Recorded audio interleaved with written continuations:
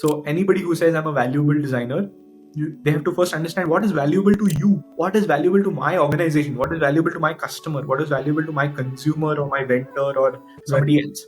Designers shy away from talking numbers most of the time, is what I feel. Talk to them in the language that they understand. The language that a VP of sales understands is numbers, The language that a head of marketing understands is numbers. There are brands who do great design, who don't do great business. There are brands who don't do great design, but are fantastic businesses.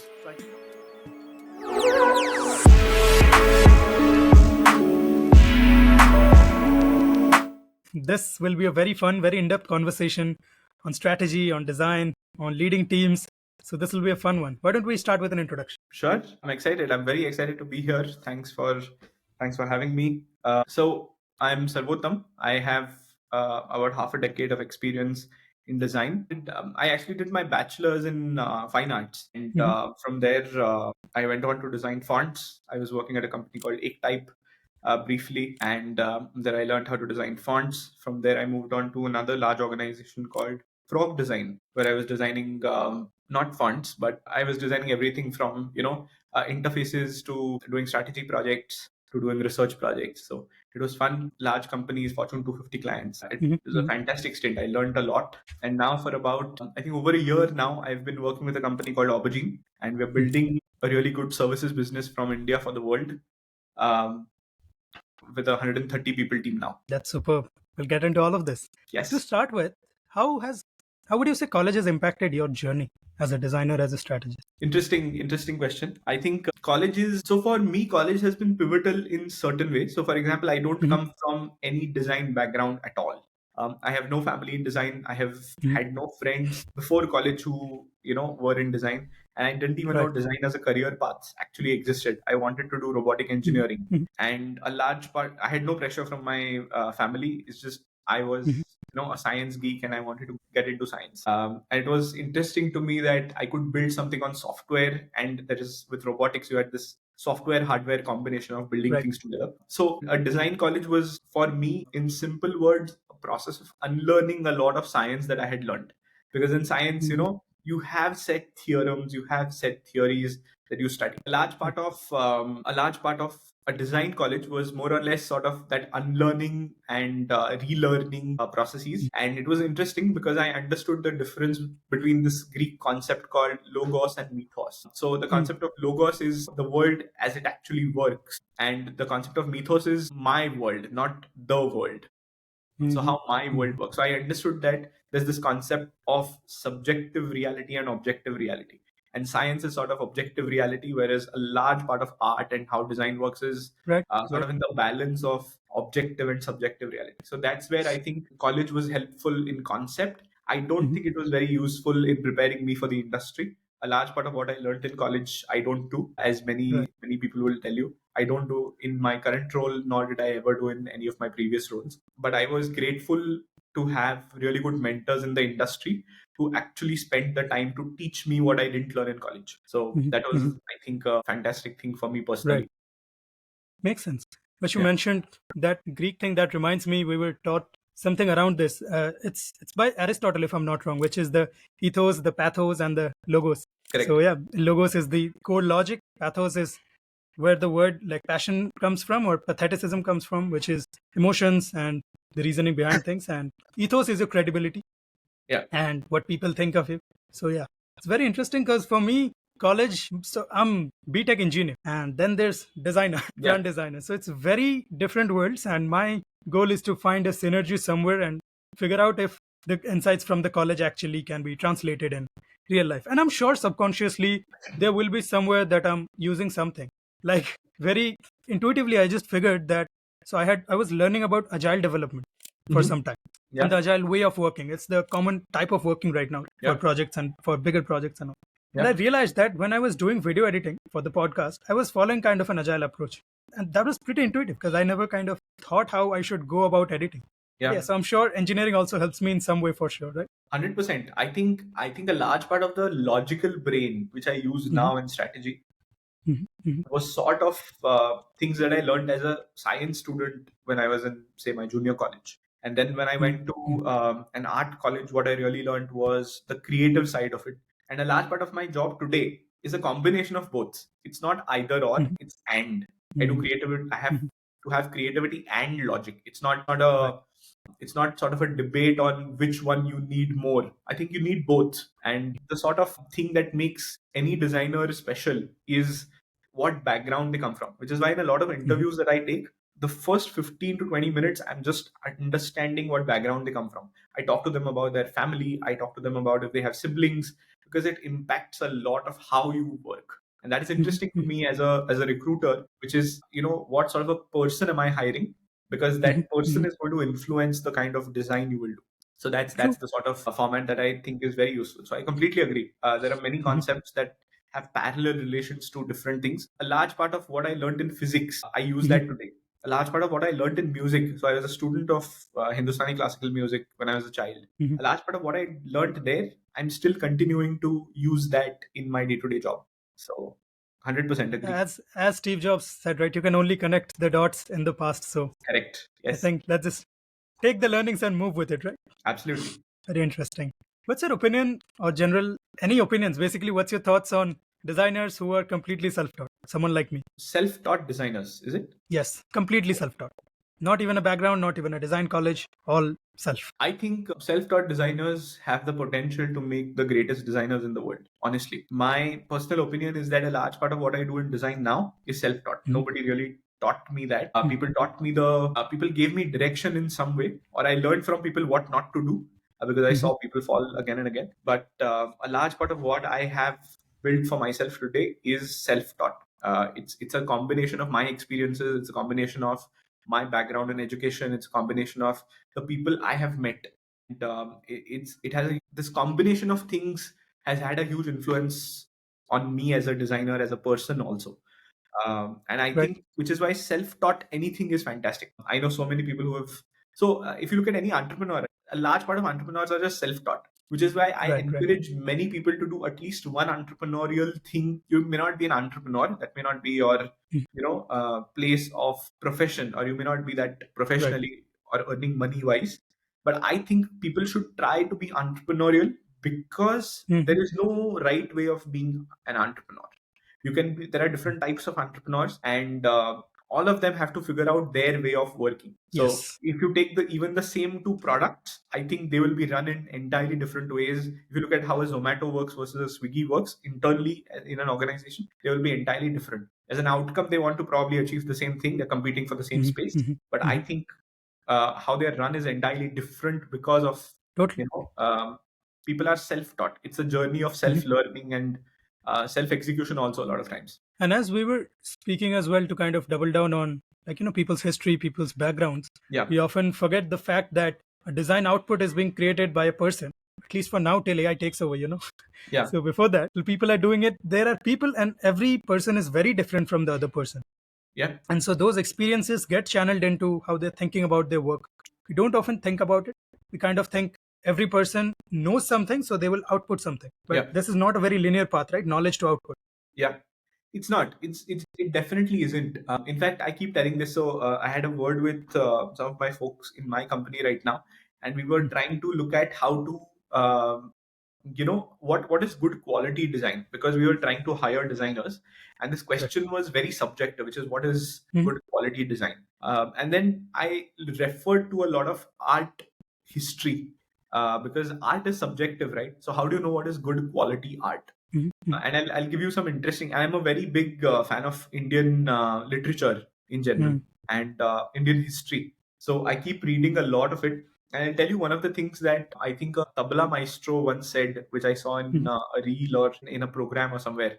But he said, the way to teach anything that is good or judge something, I'll talk a little bit in Hindi here, but there are Yeah. four parameters, right? There's Shastra, Tantra, Vidya, and Kala. So in the Indian context, you have Shastra, which is Mhm. science, which cannot be Yeah. taught, which can be explained, right? There is Mhm. technique, that is something that can be taught, which is Tantra, right? Then there's Vidya, which is knowledge, right? And Mhm. then there's Kala, which is sort of aesthetic.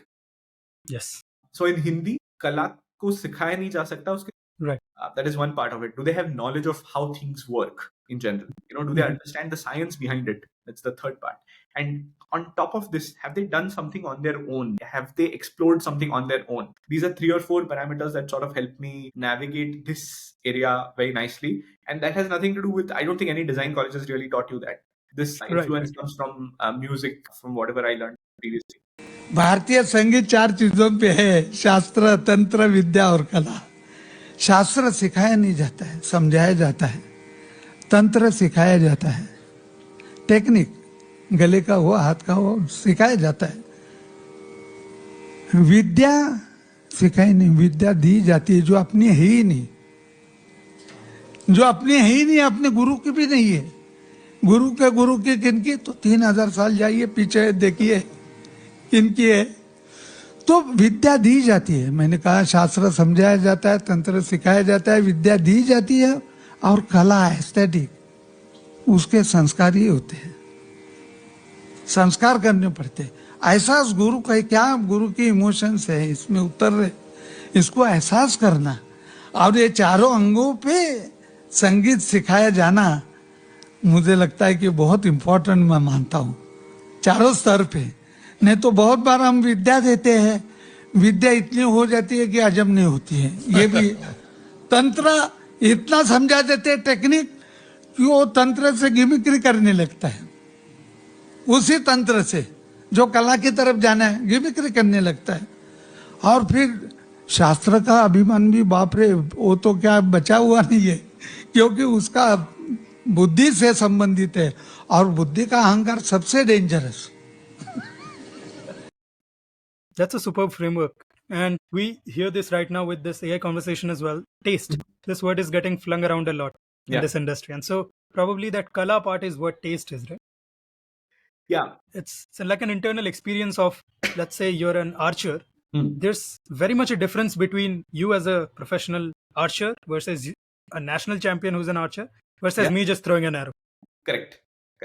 Exactly. So I think although a dictionary definition makes sense, but I don't think dictionary definition is qualitatively enough. The same example that you gave is it's the same thing. So I think just because I play basketball does not mean I can compete anywhere. Yes. That just because I enjoy watching cricket does not mean I'll be good at playing it. So it's the same thing. Just because people can talk about design, I don't think they can design. Like there's two different things there. So I like to have conversations with people and test these different areas that they may be good in, so that there is fit between what we are looking for versus what they want to do, sort of a thing. That makes sense. This conversation about self-taught that we were talking about, it always comes up about, can it be like a constraint if you're self-taught, or can it be a power? Can it be a superpower? It all depends on how engrossed you are and how much you're actually learning. When you say you're self-taught, sure, but what's that level? How taught are you, basically? Correct. So again, my thoughts here are self-taught is a method of learning. For some people that may work. I don't think it's a blanket thing that, hey, all self-taught designers will be good. I also don't think all designers who come from design schools will be good. So I think it's a way of learning, and it's a good way to get started. I think formal education helps after a certain point, or to get the ball rolling, and then you can explore on your own. So which is why I think there is importance to formal education as well. Which is why not every curriculum in the country can have, like, for example, if you want to do aeronautics as a thing, right? I don't think you can go without formal education. Or if you want to do aerospace engineering, I don't think you can become an aerospace engineer without formal education. You can only learn to a certain extent by being self-taught. You can have the interest, you can have the initiative. I don't think you can really become a great aeronautical engineer without formal education in the topic. So I think it's a way of learning. It doesn't justify that all of them will be good. It doesn't justify all of them will be bad. I'm saying some of them will outdo the others. If it's a combination of self-taught and formal education, I think that's a good combination to have, because somewhere along the lines you'll realize, hey, this is what I'm really good at learning. This is what I need help learning in, and that's where the formal education will really come into the picture. As someone with formal education, what would you say self-taught designers miss out on? That's a good question. I think it's One is exposure. Now Mhm. people are getting exposure on media, because of YouTube, if you do a couple of courses on design, but you Yes, don't have the exposure of sitting in a classroom with 50 other folks who are also trying to make their trying own to creative accomplish the same future. things. Yeah. I think YouTube is, or any other platform for that matter, is great for learning skills, Mhm. which are more hard skills, or skills in the sense, you want to learn Figma and you learn it on YouTube. I think that's great. Mhm. It's fantastic to do that. But if you ask me if that works if you ask me if Figma is being good at Figma makes you a great designer, I think the answer is no. In fact, I don't even use Figma in my day-to-day role anymore. Mhm. So the honest answer here is, I think what you really miss in sort of a self-taught thing that you get in a formal education, I would call that exposure of having creative people around you. Mhm. Whatever is Mhm. theory, right? You can learn that on your own. But Right. condensing so much theory in 6 months, I don't think that's how the journey of a self-taught designer goes. Whatever Mhm. you come Mhm. across, you learn, you'll try a little bit more. Also, it's not strategic in the sense that there are universities, teachers, faculties, very experienced educators who are really thinking on what you should be taught. Mhm. Now, Mhm. sometimes that is not in alignment with the industry, because the industry moves at a pace that is much different than that of Right. um, but I personally think that there's a lot of education to be gotten by observing people. There's a lot of education to be gotten by talking to your faculties. There's a lot of education to be gotten by interacting with other kids on campus. So a lot of my friends Mhm. who are from architecture, because I was in a design college, we had an Right. architecture college, we had a marine engineering college, so the campus was sort of a cross-pollinating area, right? Mhm. When you could talk to people and see how a boat is built. You could go in the morning and see that people are rowing on the river, because that's an Mhm. activity that they do. And or you go and play basketball with everybody. It doesn't matter who is, what course they're doing. They're just there to Right. do the basketball. So I think that is what you really miss. Yeah, I remember asking this question to Maitrey Kalaskar. Hmm. You would know her, right? Yes. She's a Yeah. designer, and she was saying similar thing. She's also had formal education, and she had a similar line of thought, which is that experience that you get of a creative energy while Yeah. being surrounded by people, Hmm. replicating that is almost not possible. Correct. Yeah. So I And think that's that's what why a lot of people kind of miss their college days as well, right? When it comes to that's true. just Well, if you just look at even MBA curriculum, then this is not only Mhm. creativity. I think this is not True, true, restricted to design education. If you look at true. business education also, I Mhm. think a large part of the business education you can learn on your own, Mhm. fundamentals at least. What Right. is interesting, however, is people go to an MBA Ivy League college, or an IIT or an IIM or an ISB, for example, Mhm. is going to be because you want to network, because Mhm. everybody there is entrepreneurial. Everybody wants to build something. Everybody wants to prove themselves, True. and a lot of people find their co-founders on campus. A lot of people find their next employees or the first employees on campus. A lot of people Mhm. find their first projects on campus, or the first startup ideas on campus. So that's the real thing, and I don't think it's limited to design. I think it's more or less Mhm. everything there is. Same, you're an engineering student, right? Think of doing engineering without the classroom at Yeah. home. Yeah. It would be a very Mhm. isolated way of learning. You'll learn all the theory, but I don't think you will be able to do a lot of the practical pieces, or do a lot of the Right. doing it with people sort of a thing, which is also Mhm. an important aspect of your career. Totally, totally. Yeah. I mean, college is a very interesting institution, and it should Yeah, continue to stay. I mean, people find their partners in college, so can't say much, true. right?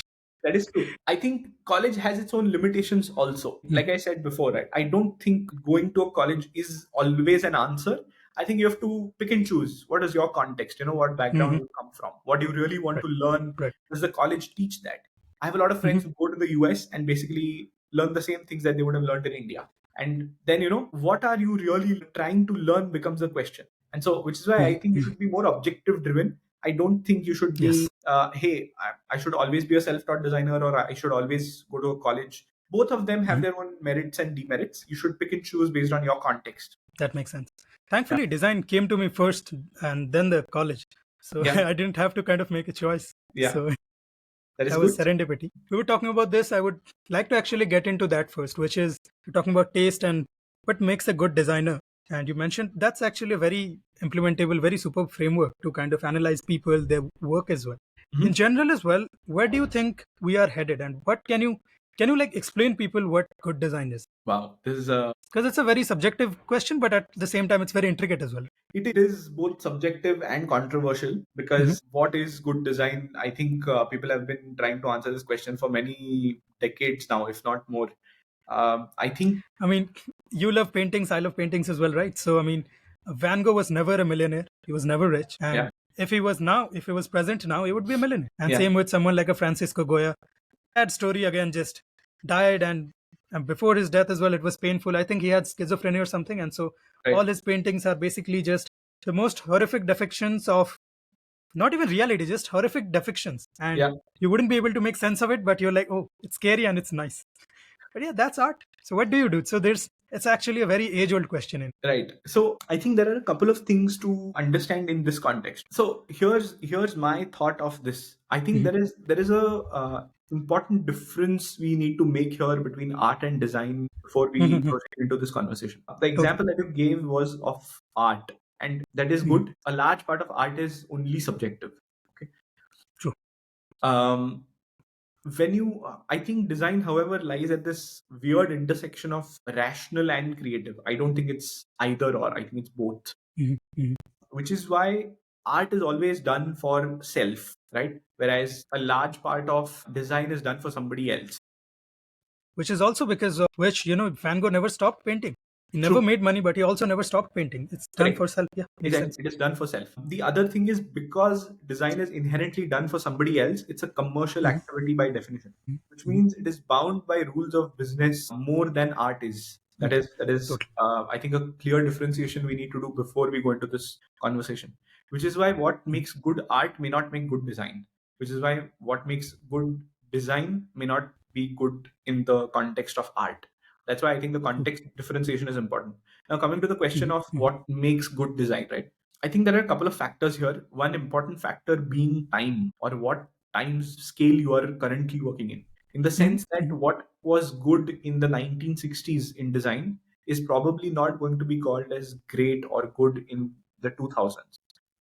One is because times have changed. There is technological advancement. There's progress made there, and which is why I think what is good design has to be defined by what was the original objective behind the design, and does the design still fulfill that objective. So I'll give you an example, because fonts are a famous, I mean, my favorite topic to talk about.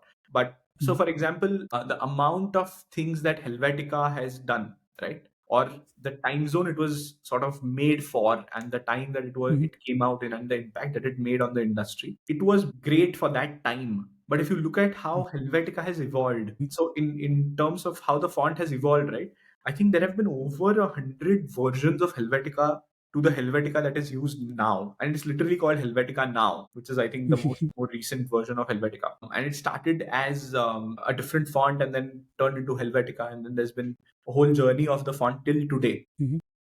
There's a whole documentary you can watch on this. It's called Helvetica.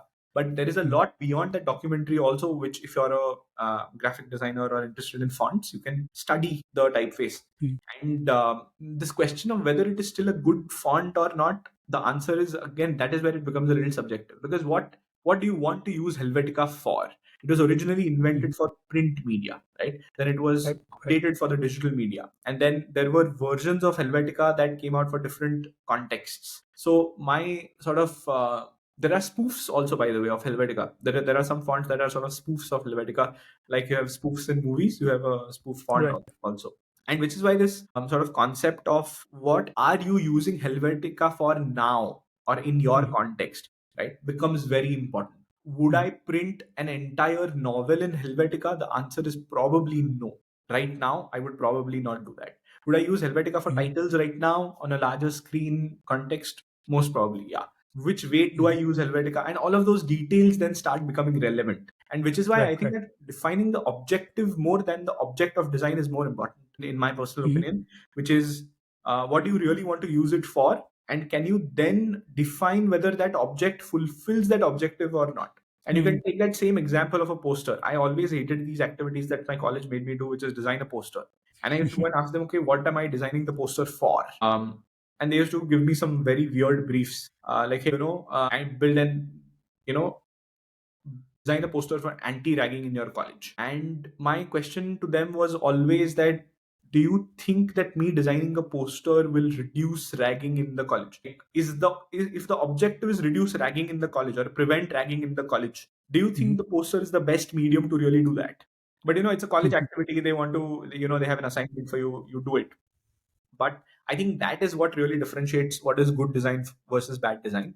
Is first is what is the objective. Secondly, whether it is fulfilling that objective or not. I think that is what I would call as good design. If I want to go a step beyond and call something great design, something that fulfills the objective and touches an emotional nerve, I think that is beyond what is functional. Which is why one of my mentors from IDC Bombay, his name is Professor Mandar Rani. He had his own framework around this. Like IDEO had, I think, functionality, feasibility, and viability. His framework around this was functionality, usability, and desirability. And he said that great design will come from all three. Functionality is whether it fulfills the core objective or not. Right. The example that I've discussed oftentimes is you go to a restaurant and the table often wobbles, and the solution that is given is a waiter will come in, he'll put a piece of paper underneath, and the table stops wobbling. So functionally, the objective is met. Does that mean that is good design of a table? That is the question, right? Which is so functionality, usability, and desirability. If the table is made in a pea yellow color and you are sort of eating on it, would you want to eat on that table? The answer is no. Right. I think there are a lot of these questions that have to be answered. And if the design goes beyond all of this and achieves the level of aesthetic and functionality and usability and sort of exceeds what is currently done in the market, I think that I would call as great design. And that is probably one in, I don't know, maybe 1,000 pieces of work that you will produce in your day-to-day Makes job. sense. I don't know if that answers your superb. question, but that's how I would categorize. That does, yeah. That's a good framework. Functionality, desirability, and usability. And so this question becomes more and will continue to become more and more important as AI, AI becomes more and more powerful, basically. Yeah. And we don't know in what ways will it get powerful. We have no clue. So I don't think Naval Ravikant, right? Of course. Yeah. He doesn't get a lot of things wrong, but one of those things that he got wrong was he told quite some years ago, like some 4 or 5 years ago, that AI will take creative jobs the last. And he was like pretty bang on wrong on that, because creative jobs, or not creative jobs, but creative activities like creating music, creating art, creating images, as we see, they are just getting the first treatment. Part of it is, of course, because of the data around it was so much. We don't have as much construction data of pouring cement. And so it's very difficult to create a bot like that. But on the other hand as well, if we think about it, the way our mind functions, we have been able to kind of make sense of it in a tech way through AI, through learnings, various types of learnings. Yeah. And so this question of taste, and I think this will be the thing that keeps designers alive moving forward. So yeah, it's something that I always love talking about, the core taste, and then comes the main thing that we'll get into next, which is the business value of design. How does design actually impact like businesses? Can you expand on that? Sure. So before we go into that, I want to touch base a little bit on what you said about Naval, Ravikant, and creative jobs being lost. And to some extent, I agree with Naval, Ravikant, honestly. I'll tell you why. Because I don't think as a designer, my job is at risk.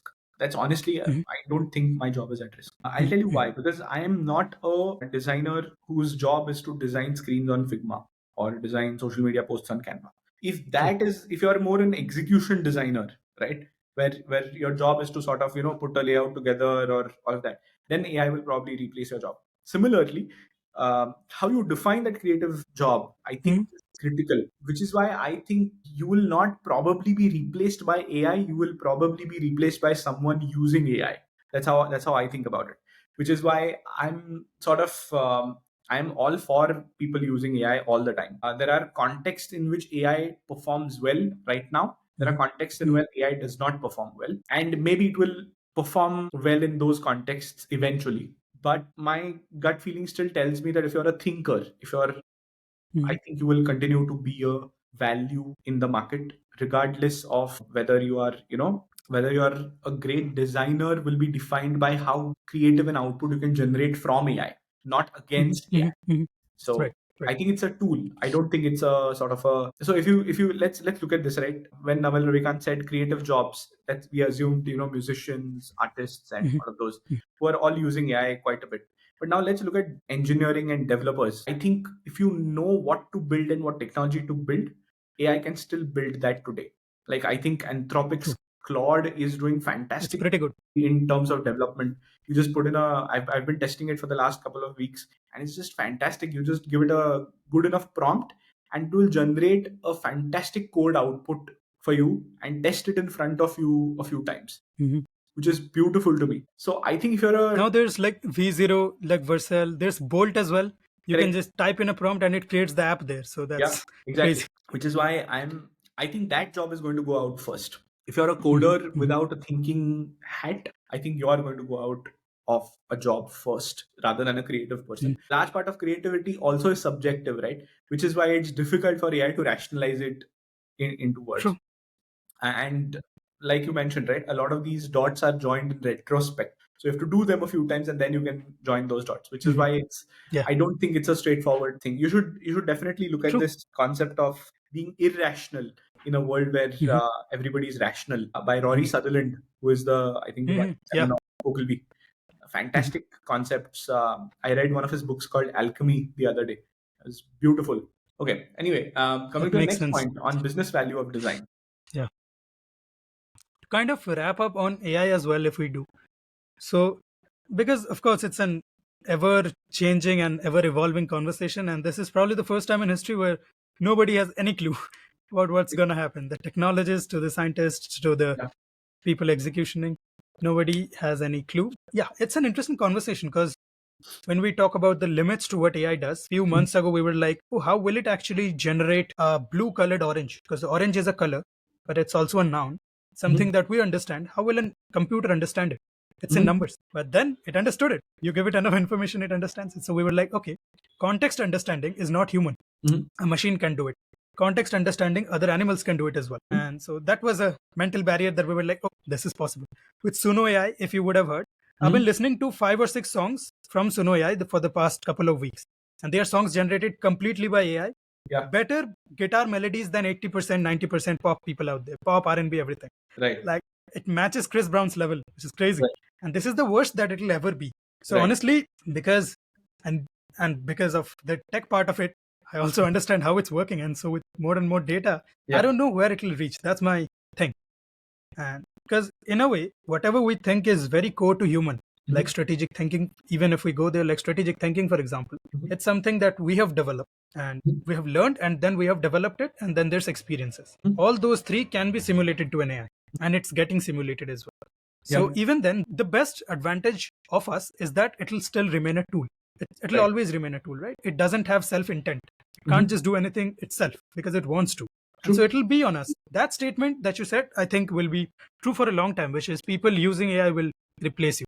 I Yeah. saw this meme on Reddit saying if you're a pixel pusher, then an AI will do it better and won't ask for coffee breaks. So Correct. yeah, True. Exactly. there's that. So exactly. So if you define your design, I see a lot of agencies who say we make pixel perfect designs or all of that. Hmm. I think they're the first ones who will go out of business, honestly, Yeah, yeah. If pixels because is on your mind when you're talking about design, then what are you thinking? correct, correct. So that's what I think about AI in general. So I think there's Mhm. there's a lot of opportunity to explore and integrate AI into your True. whatever sort of environment that you have in whatever Mhm. way. But there are only 2 or 3 ways that I see people using AI now. I think as we move ahead, there will be a lot more. One is I think Mhm. knowledge transfer or subject matter expertise Mhm. is where that is happening. The other one is productivity, which is, Mhm. hey, if I use AI, can I be 20% productive, more productive than I was? So that's operational True. efficiency and productivity, automation, that category. And the third is generative AI, Mhm. which is where a lot of investments are coming in nowadays. Which is also, can I use AI to Creating make something or inspirations. create something? Now that creation is not output, like it's not outcome level Yes. thing, it's just first draft right now. But maybe Mhm. your Mhm. mood boards can be replaced by AI content very, very soon. I don't think they will Can be. generate your logos from day one. I think they will, Mhm. your mood board is going to be replaced by AI. So if you're a mood board Mhm. designer, then you're probably out of a job. But if you're a brand identity designer, I think you'll have Mhm. quite a bit of job you'll probably be replaced by somebody who is making, brand identities faster, better, and cheaper because of AI now. So Yes. So now getting into the business value of design, figuring out how design at the core is valuable and how design impacts businesses. got it. I think it's a very relevant question for today. Mhm, Um, there is a McKinsey report called the Business Value of Design. I think that sort of started mhm. this conversation. I think there is more to design than meets the eye sort of a situation. About True. 6 years ago, people had to be sold Mhm, on design. In mhm, India, I'm talking about. Globally, say the US market or the European market is far, far ahead, at least in my opinion, at least 20 years ahead of India in terms of design. Europe is I'd agree. probably 50 years ahead of India in terms of design or design sensitivity, understanding aesthetic. Yeah, just the core inculturation you were saying, right? In the Correct. culture. Yeah. Correct. So I think design in India is nascent, and if you talk to anybody who has been running a design agency in India for the last 2 decades or so, their job was to convince people that design is something they should buy. Their job was not to sell whatever services that they had. It was a large part of Mhm, that was just convincing that hey, design exists, and we can do this for you. And I think mhm, which is why the same thing, business value of design, the conversation has sort of changed from hey, this is design and this is the importance of design in your company, to now in a position where large companies have already adopted design. You already have larger teams. Design teams have grown and even saturated in some companies to a level, in the sense that mhm, larger companies will have design saturated to a level of hey, I have a UX researcher, I have a product researcher, I have a behavioral researcher, that level of mhm. detail in design, right? And all of these teams then talk to each other for what they want to build. So Right. I think the business value of design exists in again two areas. One is Mhm, um, the creative aspect that a designer brings, which is more lateral, right? Can I join the dots beyond my Figma skills? mhm, Can I zoom out to a level where I can look at how HR interacts with design and design interacts with operations? And so I think that mhm, is one area. Um, the other area is just constant value creation, which is can you bring something to the table that somebody else does not? And this mhm. is a core business concept. So let's talk about this for a second. Yes. I keep talking about this to a lot of my students. I don't think they really understand it because they're yet to go into the industry. But I'm sort of planting this in their head early Mhm, stages so that as they go into the industry, they realize, oh, वो पागल बंदा जो 3 साल पहले कुछ कह रहा था वो ये कह रहा था, sort of a thing. mhm, So I think when you're talking about business value of design, it's important to understand what is value, because mhm. again, value is subjective. Okay. Right. So what is value? And my Mhm, definition of that is something that value is something that you want that you don't have, but I have mhm. and I can give it to you, right? Makes sense. So then the question is, what is it that you want? So anybody who says I'm a valuable designer, they have to first understand what is valuable to you, what is valuable to my organization, what is valuable to my customer, what is valuable to my consumer or my vendor or Right. somebody else. Which is Mhm, why instinctively this concept of user centeredness comes into the picture. Because valuable for who? Valuable for the user, right? Valuable for the consumer, valuable for my organization. So let's repeat this, right? Value is something that you want or need, mhm. but you don't have, and somebody else has who is willing to give it to you, Right. right? This happens through a transaction or a business. This is called business value exchange, right? So I have a bottle of water which you want because you're thirsty or you need water, and I'm willing to give it to you for 10 rupees, right? A designer, however, has to then deep dive a little. This is just transaction, right? This is value exchange. But how is value created is what a designer really works for. So that is my Mhm, most recent definition of design, which is design is sort of an iterative process of generating conscious value. That's my most mhm. recent definition of design. I think there have been many definitions of design over the last half a decade Right. in India, particularly. But I think my definition is currently somewhere in this realm, which is Mhm, it's sort of mhm, a iterative process to create value. Sometimes it's to deliver value, but a large part of it is to create value. Then mhm. the question is, what is of value to my consumer, to my user that I'm building? and can that also help my organization in the process? So I think business, because I told you, right, we started the previous conversation about art and design. Let me Yes. join that to this. We discussed that design is something that is inherently done for somebody else, right? And because it's a commercial thing, you're doing it for somebody else and there's a transaction involved.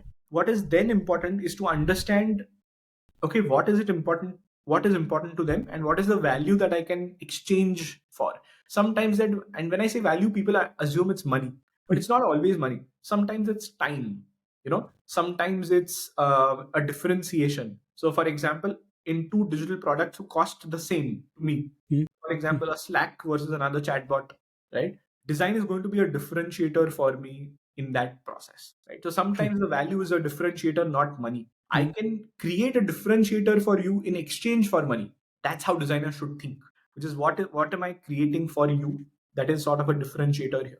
What I think is there is this concept of leverage which comes in with the concept of value, which I think is fantastic. So for example, imagine now we're talking about this concept of water bottle, right? Hey, you're thirsty, you Yes. need water, and the government has mandated I have a 10 rupee bottle. Now there's a concept of maximum retail price, right? MRP, and I can only sell it to you for 10 rupees. Right. But if we just track back to 2 years of COVID, right, where there was a shortage of supply, imagine you're not getting a water bottle anywhere and you need it desperately. You're willing to pay 200 rupees for a 10 rupee water bottle. That's called leverage, right? Which is, it is of value to me, but I need it absolutely. Otherwise, I don't know what to do next. I'm willing to pay that. That's what brands create. People start feeling that what they want is actually what they need, and that is, I think, the value of branding as a concept.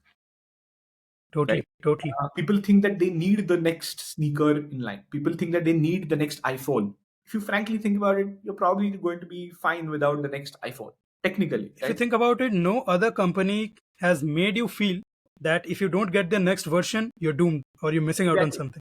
Exactly. Correct. So to me, that is sort of the concept of the value of design. The problem with this is designers shy away from talking numbers most of the time, is what I feel. Which is why I think designers should understand how to talk about qualitative value of design, which is, differentiation, creating positioning, creating brand value. These are all qualitative things. Right. You can't measure them as impactfully as you would do in numbers. But this is where I think designers need to learn from other people in business, which is a salesperson, a person in marketing, a person in product. They will talk numbers. They will say, hey, I reduced your cost of acquisition of a customer CAC by 12%.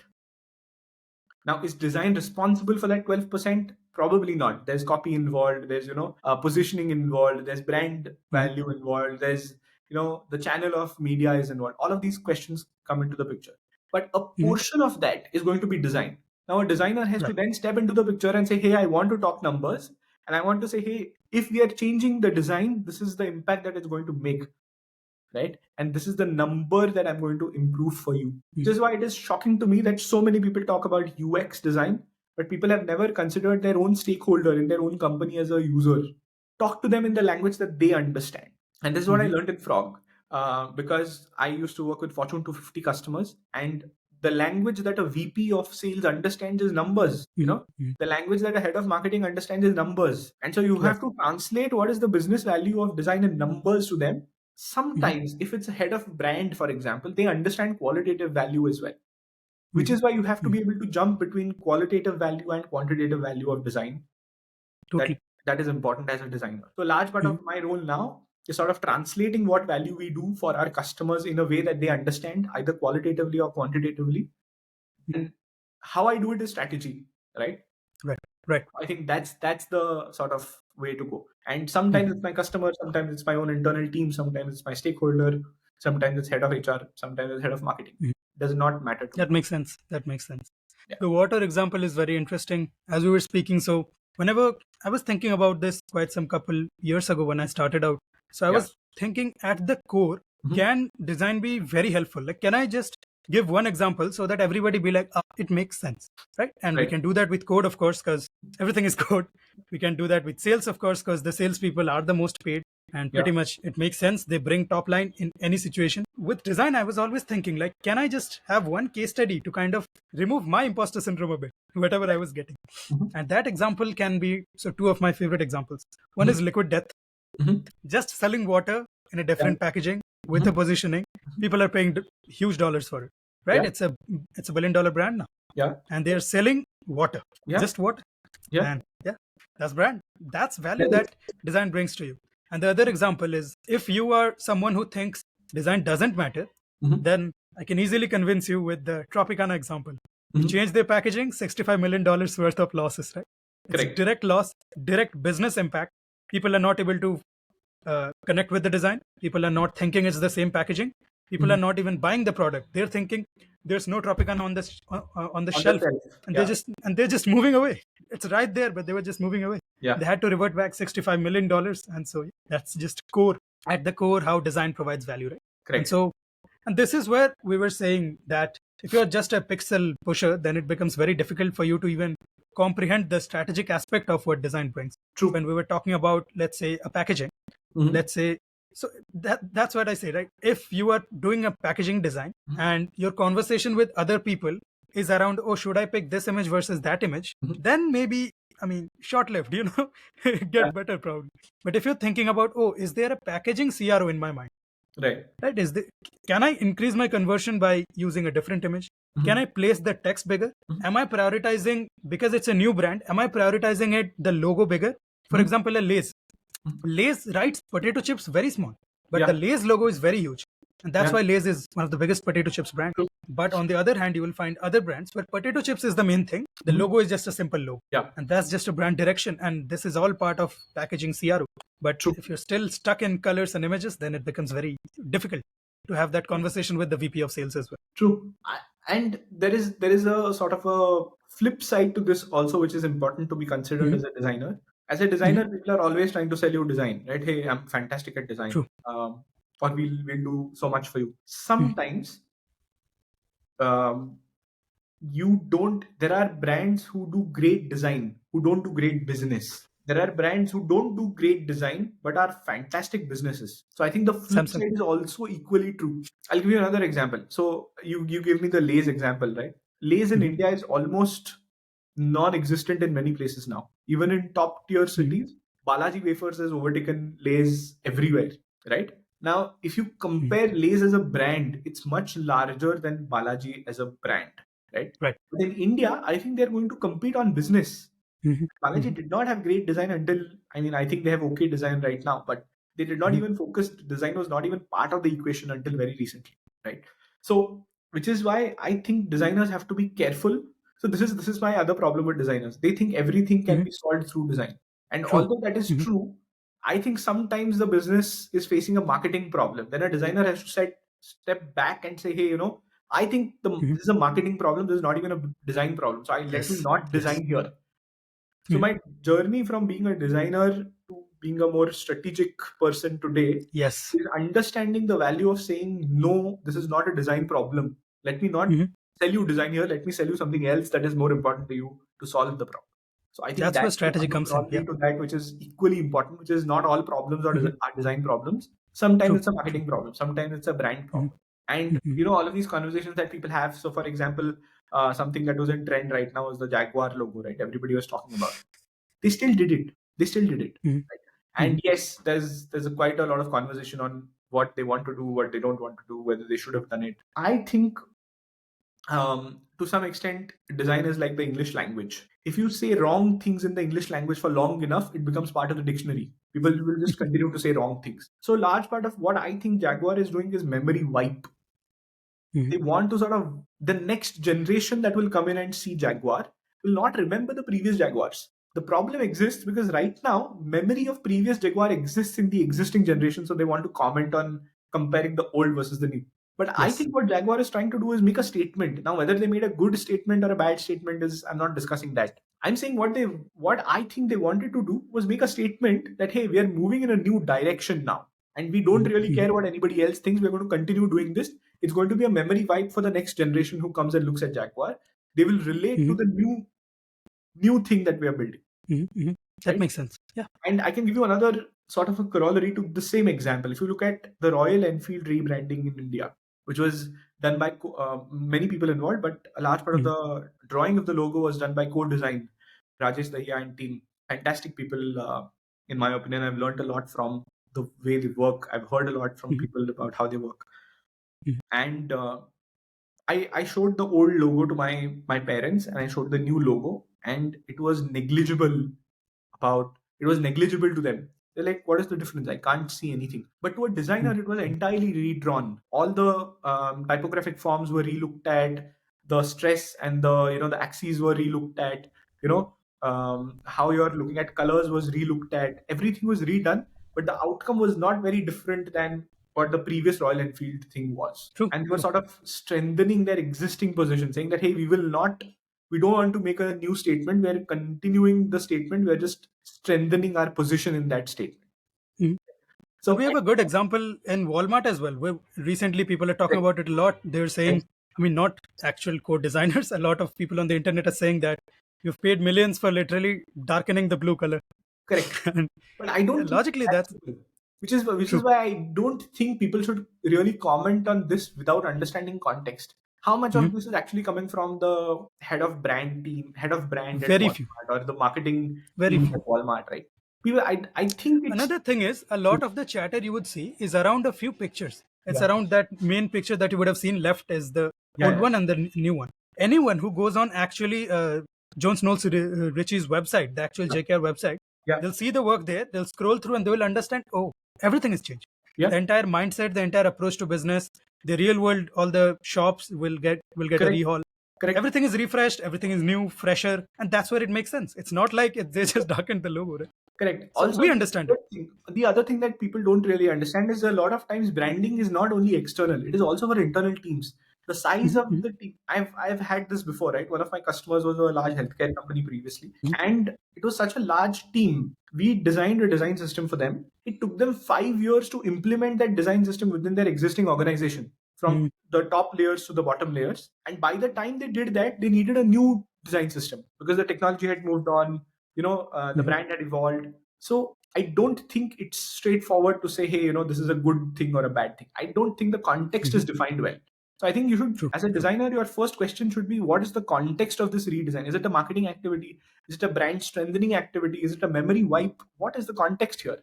What are you really trying to achieve? Which is why I keep stressing on the fact that don't look at the fact that they made a small change in the font. Look at what objective they want to achieve, and then look at, okay, does the new font fulfill that objective better than the previous font? The answer is yes. Does the new color fulfill the objective of whatever they were trying to achieve? According to them, the answer is going to be yes, which is why they did it. Right? I don't think people in larger companies are stupid. I think they have different problems. They have more complex problems to solve. Right? Which is why I think before commenting on anything, people should really get to know the context better and then make a comment on what you really want to do. What they should have done. If somebody from the Walmart team would have commented and said, hey, I'm completely against this, or then the it would have brand team released had something some bearings to it. said, hey, I'm not entirely sure about this. Then it would have been an interesting discussion for me to have, because now people who understand the same context are talking two different languages, and that is a problem for me as a designer. I would want to avoid or solve for. On Jaguar, actually, it was sad because it was their internal, I think it was their chief of brand strategy or someone who just came up to the podium and talked nothing about cars and all about DEIs, about inclusion. And I was like, sure, brother, sure, but talk about cars. And yes, Jaguar was one of my favorite car brands growing up, and one of my dream cars as well, the XJ. But yeah, they have done a complete 360, a complete wipe, and but I can't help it. I mean, Apple, that's right? What they want to do. That's my problem with this concept. If you look at it, Apple doesn't really talk about features of the iPhone. When Steve Jobs used to come on the stage and talk about the next big thing, he used to not talk about, hey, these are the features that I'm going to give you in this particular device. True. He used to talk about why owning this device, how it would make you feel.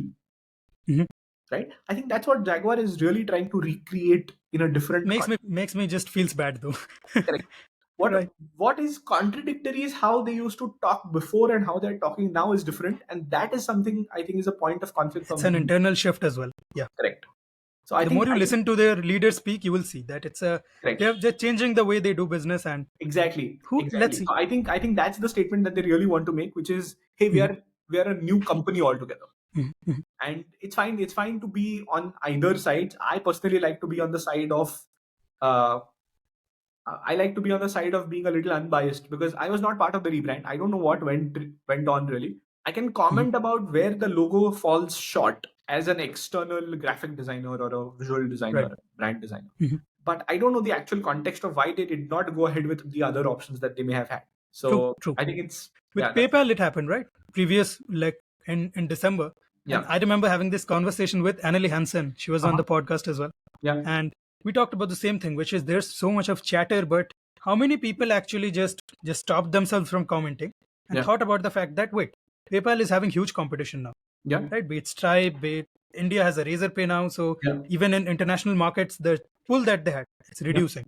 Yeah. And they're also bringing in a new product. I think it's a debit card or something. Mhm. And so a logo like that makes much more sense if they're going for more brand marketing, more Yeah. physical marketing. Maybe they'll sponsor some things. Mhm. It makes sense. Sure, Yeah. it looks like anything else, as Verge put it. That Mhm. the logo looks like just anything else. Yeah. But it's PayPal. You know the brand. That's why Yeah. they have the brand equity. Tomorrow Yeah. Kellogg's logo changes. You remember it so vividly in your head that Yeah. it wouldn't matter much. And so True. we don't think these things through. We True. do. A lot of people don't. Which is why I think both sides of the conversation are important. I think critique is True. also important. And I Very think much. Yeah. people talking about what it actually helps do is also important. I think both of those conversations are equally important to be had. Totally, totally. Moving to your journey as well now, because I love typography, something that's very intriguing to me. Hmm. Like the impact that Times New Roman has had on literally culture or society in a way, it's very understated. So I would want to know how was your experience with that, and how did you navigate, executing and growing in a smaller environment? Got it. So, my journey with fonts or typography specifically started much before I actually got into design. In fact, I Mhm. got into design to design fonts. That's all I wanted to do in life. I Mhm. published my first font when I was in eighth standard, and I had my father's laptop at home, and I had access to the internet. And I came across this website where you could build blocks like Lego, and you could design your own font. And it was just Mhm. fascinating to me that I could do that and actually publish my font. And that's Right. what I did. And it was a horrible font. I had no knowledge of what typography really is. I was just trying to build something. It made no sense. Uh, but for an eighth standard trying to learn technology, I think Yes. fair shot. But Mhm. moving on to college, right? I went to college so that I could learn typography. Then I realized nobody really here knows how to use Right. fonts well or design fonts at all. Mhm. And then I said, okay, who are people who can do that in India? And then I came across Sarvottam Kulkarni somewhere online, and I just called him up randomly. I think it was a cold call. I called him up and I said, hey, I'm a student. I'm trying to do this. And he was very generous. He called me back. He said, let's talk sometime. And then I was talking to him for almost 2-3 years. Whenever I used to face a problem on designing fonts, I used to call him up and say, hey, I'm facing this problem. And then I used to Mhm. email him, and he used to get back with feedback on that. I did that with at least 7 or 8 designers, honestly. And all of them have grown up to now be really good designers. And a lot of them were at that time still figuring out their way. Now some of them have their own studios. Sarang and Nupur they already had their studio. They were already quite well known in the type design world. So my Mhm. journey at Ektype was fantastic in the sense that they were very generous with their time and trying to explain things to me. I was not a very crafts person by nature. So I used to look at fonts, and my interest was in what impact would it create on your psyche. And I was Right. interested in applications of font more than actually creating font.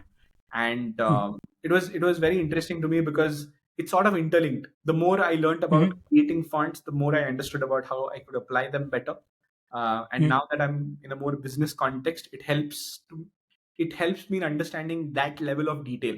I think the amount of detail that a type designer develops their eye towards, I don't think any typical graphic designer really goes through that level of detail. So I think That makes sense. that level of detail is what I really enjoyed and understood in type design.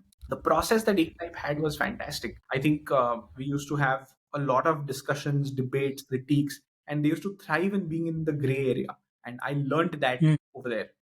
They're very good friends of mine. I personally consider both Sarang and Nupur to be my mentors. I met the Ektype team a couple of months ago when they were here in Pune, and Mhm. I think the amount of work that they do is mind boggling. The amount of explorations that they do is crazy. I remember people who have taken just one letter and done a few thousand variations of that one letter. So imagine designing a logo, right? But designing sort of 500 variations to that logo, and at the Mhm. end the combinations of 500 variations that you have to make sense in from a readability perspective, legibility perspective. I think it's a very niche sort of a design market, and font as a general thing lies between this intersection of art and technology, which is fantastic to me, because you have to explore creative forms, but at the end of the day people should be able to read them, people should be able to use them as software, at the end the tangible output of a font is a software that you install on your computer. So it Totally. is fascinating to me how these two worlds match, and they Mhm. continue to grow. I think there's a lot of development in technology also over the last couple of years. I think the last half a decade has been instrumental. Now you have this concept of variable fonts, which just did not exist when I actually started designing fonts. Mhm. Mhm. And my sort of I don't design fonts much now. I think Mhm. fonts everybody uses. I'm a more informed user of fonts than a designer of fonts now. But whatever I learned about designing fonts has helped me immensely in my design journey in general, because I use that knowledge, and now I use that knowledge to build businesses, quite frankly. So sort Mhm. of outgrew that, and I continue to engage with Ektype wherever they need help. I met Satyaraj Purohit of Indian Type Foundry um, sometime last year, I think. And the way he thinks about fonts is very different. And I acknowledge that it's fantastic. Now it was surprising to me that 5, 6 years ago, there was no job as a type designer available in the market. Now, Mhm. today in India, there are studios who have jobs as type designers, and they're hunting for type designers because that's the need of the hour today. Mhm. So Mhm. I think this concept of multilingual, multi-script typefaces, the amount of detail, the amount of research, the amount of effort that goes into it, you have to have a lot of patience. I think one of the core things that you learn there is patience. A font can take anywhere from a few months to a few years to make, Mhm. Mhm. and being at it constantly, doing versions and versions of it, uh, first looking at it in a sort of a hand-drawn format, seeing if it makes sense, exploring to a level where it is usable, readable, feasible, all of that coming together, and still aesthetically different. Like functionally, if you ask me, there's so many fonts on the internet today. If I have to ask, why do you really need more fonts? To an engineer, I think they would not even understand, like who comes from a very rational background. They'll be like, I have some 300,000, 400,000 fonts, or maybe 500,000 fonts right now on the internet. Why do I need more fonts? If that is the Mhm. question that somebody asks, that's where your subjectivity really comes into the picture, I think. The concept of taste that we discussed, right? Hey, this is my Yes. taste in font, or hey, this is Mhm. this brand's taste in fonts. And I think um, because I think taste is an interesting concept. Because if you think about food, right, that's where this concept of taste really makes sense. Because you would wake up and you Yes. would not want to eat the same thing every day. It's a very human tendency to not want to eat the same thing every day, which is where I think having a variety in fonts makes sense. What I learned at Ektype, however, is more Indian design. Mhm. A lot of it was, hey, how can we use this in an Indian context? And the simple example Mhm. that I remember from my type design days was, if you look at ICICI Bank, right? All your signboards, ICICI in English or Latin script is a small set of characters that come together. C is a wide character, but I is a smaller character, and it's built in universe in the Yes. universe font, which is why it's sort of a small space is required. Now, if you Mhm. write ICICI in Devanagari, right, Mhm. it becomes ICICI. It's a really long set of characters.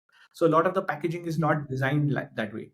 All your wayfinding, navigation, you just have the same Latin script, and then it's superimposed on every other Indian script there is. So a large part of the work that we were trying to do at Ektype was in the lines that, hey, stay true to whatever script you're going for. Don't Latinize or make everything English by default, Mhm. because there Mhm. are many designers who will just take random circular shapes and put them, here's your curve, take one circle, one line, another circle, and bam, you have a curve. But that's not so. Latin scripts are based on circular geometric forms, basically. A lot of Indian scripts come from more calligraphic forms.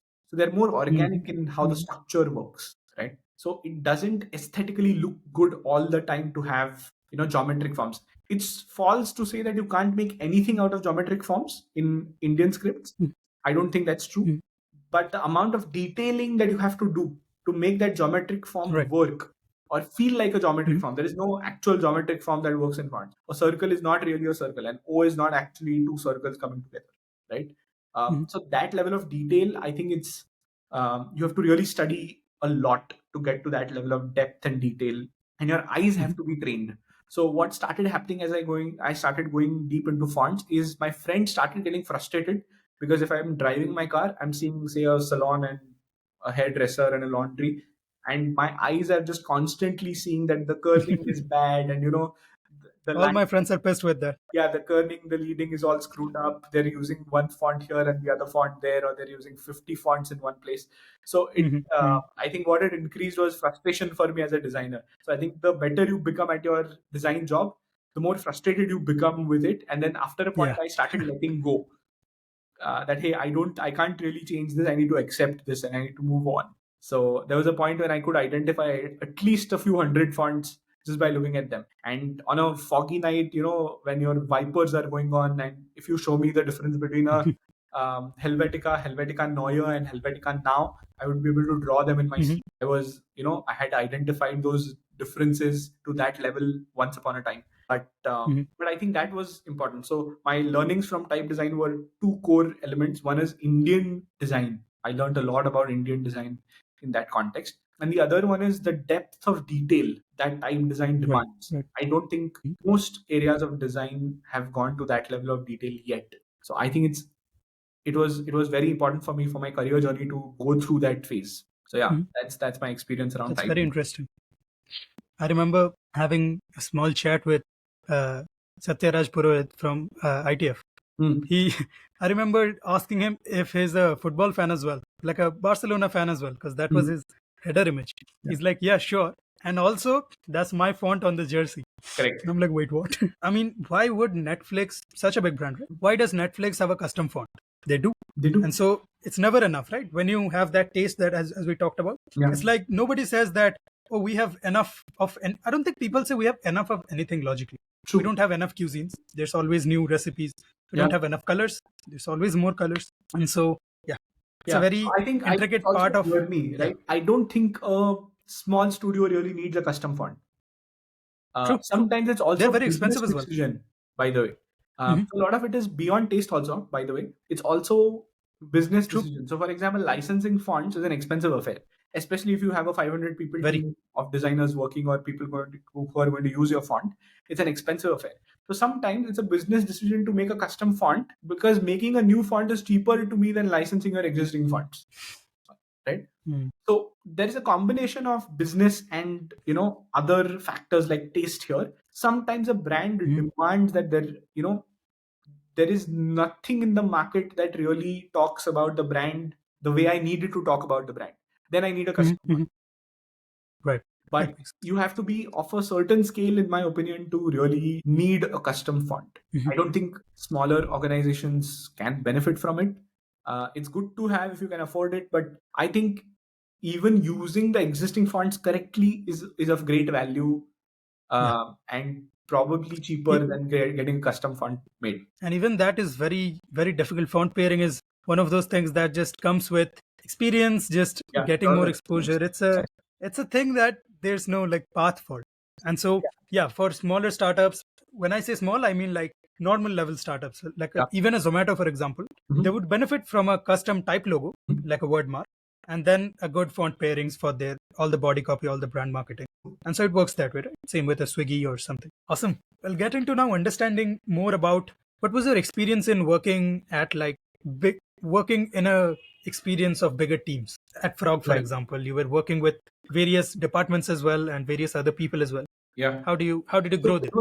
it was a complete contrast to my previous work at Ektype because Ektype was Mhm. I think when I had joined we were about 15ish people or so, and from there Frog called themselves small in India because we were about a 40 people team, but that was still a jump for me. 40 people team is was not small as per my previous definition. And True. globally at that time, I think Frog was some 800 people uh, Mhm. globally. So it was working with bigger teams was a different experience. Keeping up with bigger teams is a different exercise than smaller teams, is what I can tell you. Mhm. Mhm. And I survived, but I don't think everybody survives both experiences all the time. I have a lot of people who come and ask me, hey, can you refer me to a Frog? And sure, why not? If you get in, you get in. But the question that I have is, do people really think if they're fit for a large organization or a small organization? I don't think people think that. True. I True. think the amount of exposure that Frog gave me was brilliant. I was looking at different areas of design. Areas of design I didn't even know existing. Something called as org design. I worked extensively on org Mhm. design at Frog. I joined as a visual designer, and because my background was in graphic design and visual communication. But the Mhm. Frog concept was, hey, can you really do design beyond your core, whatever specialization that you have? And we had a lot of Right. adjacent work. So we used to do a lot of screens, and we used to do a lot of strategy also. So Mhm. product strategy was part and parcel of whatever we did. There were teams in Frog who were only doing design strategy globally. I was also Mhm. very lucky in the sense that not everybody got to work on the same set of projects that I did. So in a larger organization, you have to also fight for the getting into a project once you're there. Mhm. Mhm. They have to feel like you're the right fit for this particular customer, because you're working with really large clients, Fortune 250 companies. And at 24, 25 years, I was talking to, say, CEOs of companies or interviewing a head of sales or vice president of a particular organization. And you have to really be good at your job for the company to feel like, hey, you can do this. Just because you are in the company does not mean you'll have a project. Also, it's a service business, right? In the sense that not throughout the year you will probably not have client projects. You'll have to work on internal projects. You may have work around skill building or upskilling yourself so that you can get on a client project. So all of these things are different. So in a smaller team, you always have something to do.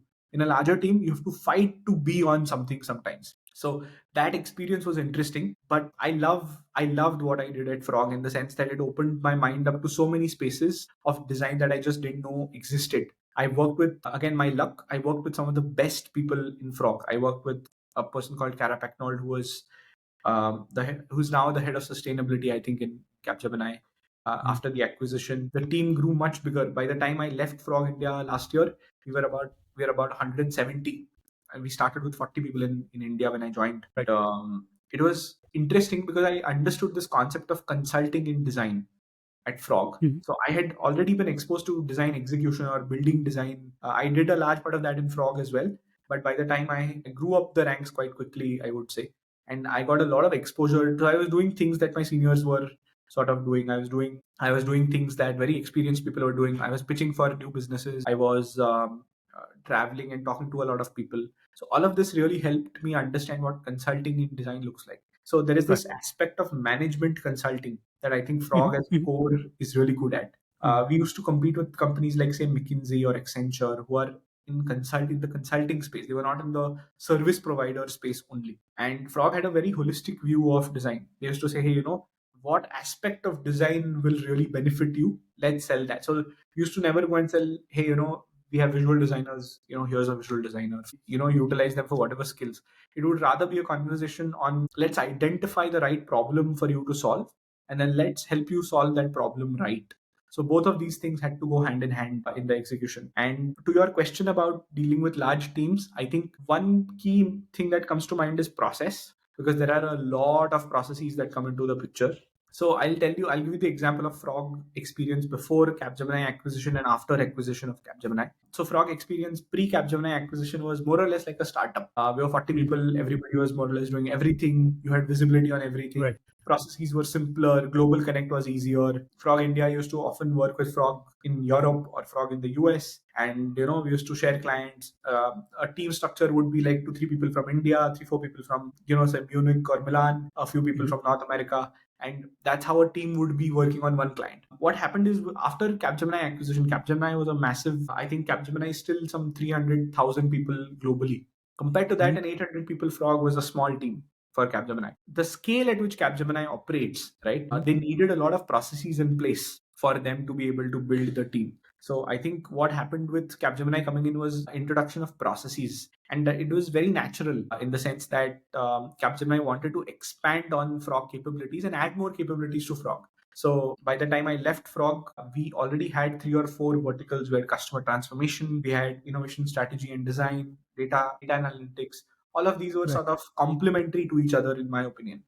Mhm. And as a designer, getting exposure to all of this was very interesting in the sense that you're a designer, but you're constantly talking to developers, you're talking to strategists, you're seeing what is that business value of design that a strategist will add versus what you can do to complement that skill set. So all of these Right. point of conversations come into the picture. Size of projects was very large. That was another thing that started happening, which is Mhm. I just told you that it takes about a few months for you to do a font, few months to a few years to build a font. It's Mhm. no different in software products as well. I remember there was a client who had been with Frog for 10 years roughly.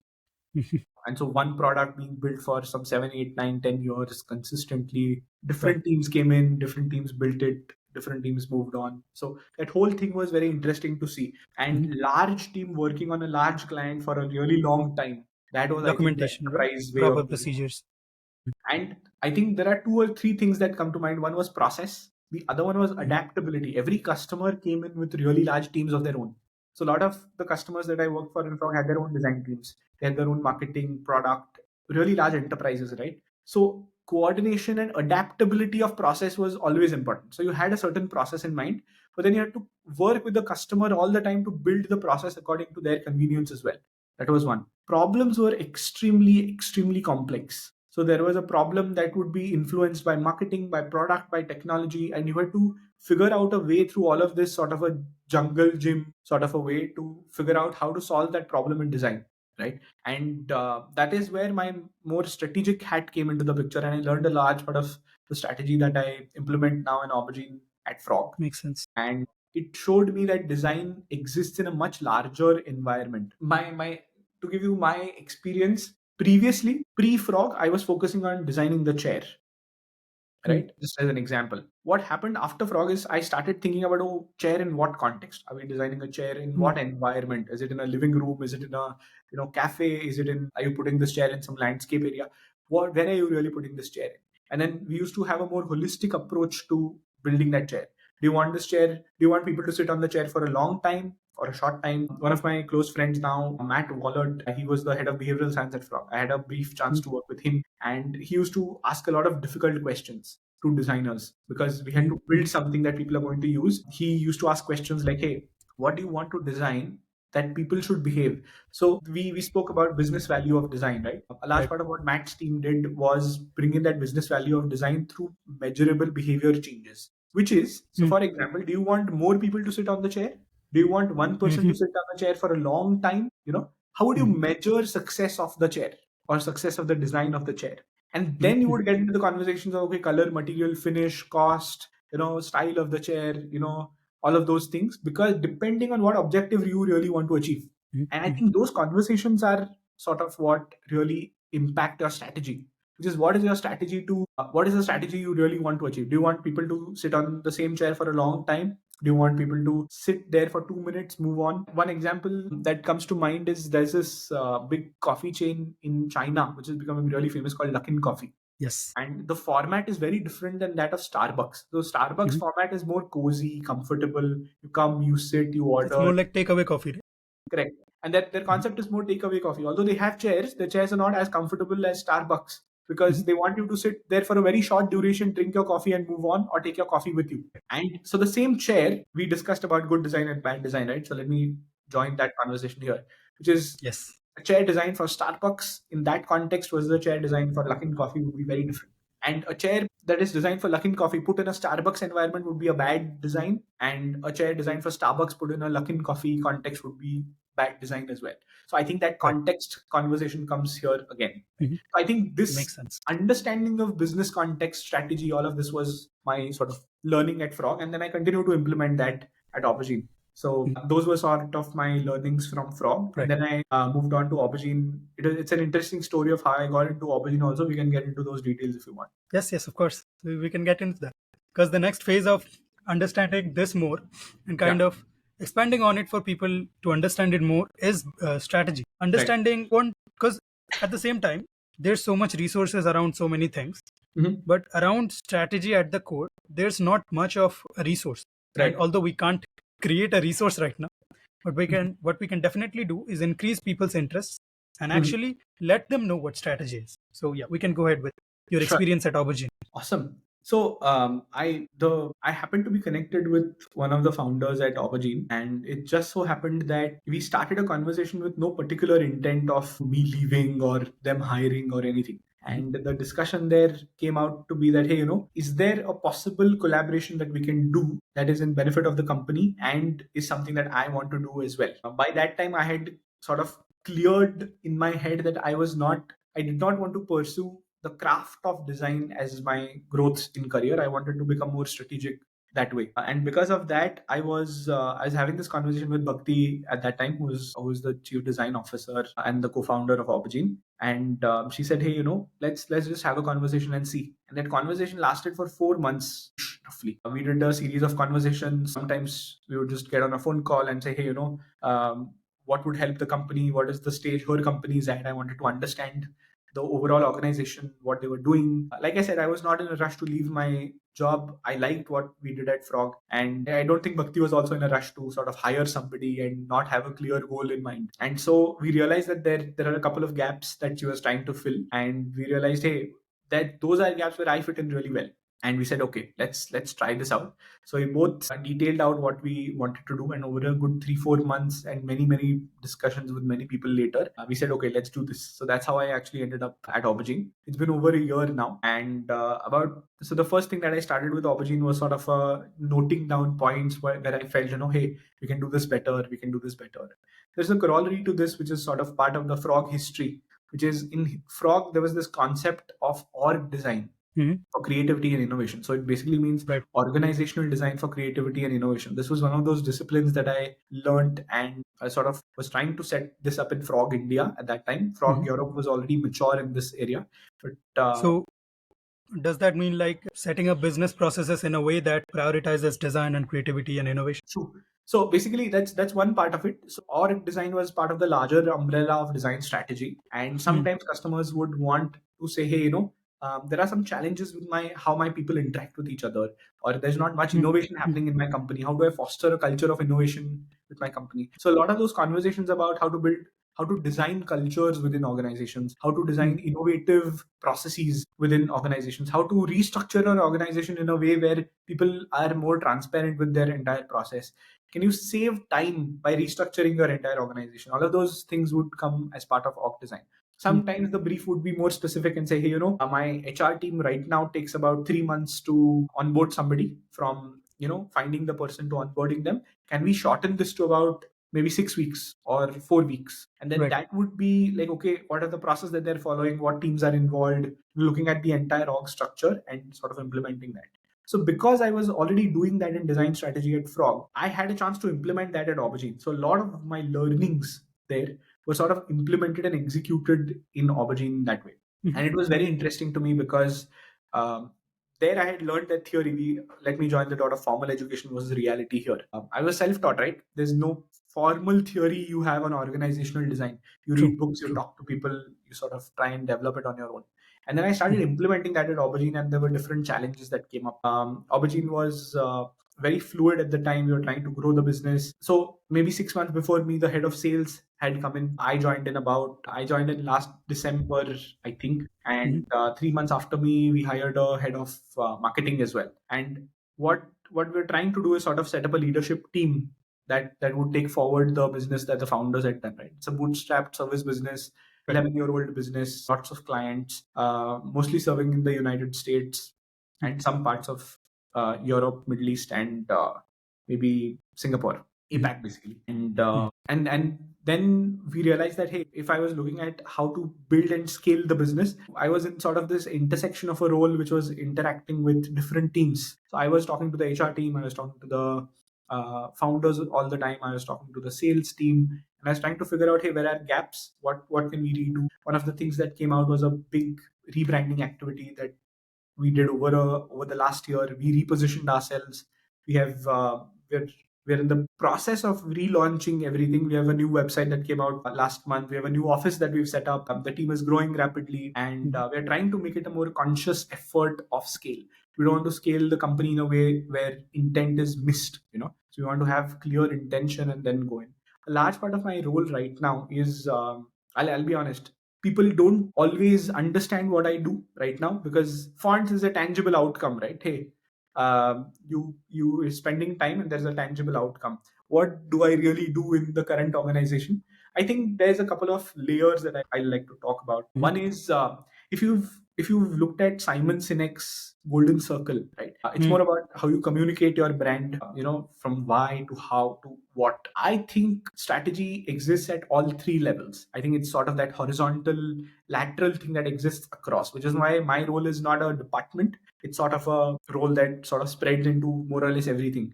So we talk about marketing strategy, we talk about business strategy, we talk about sales strategy, all of that, right? So a large part of last year has been defining the core of the business. Just why are we doing business in the first place, right?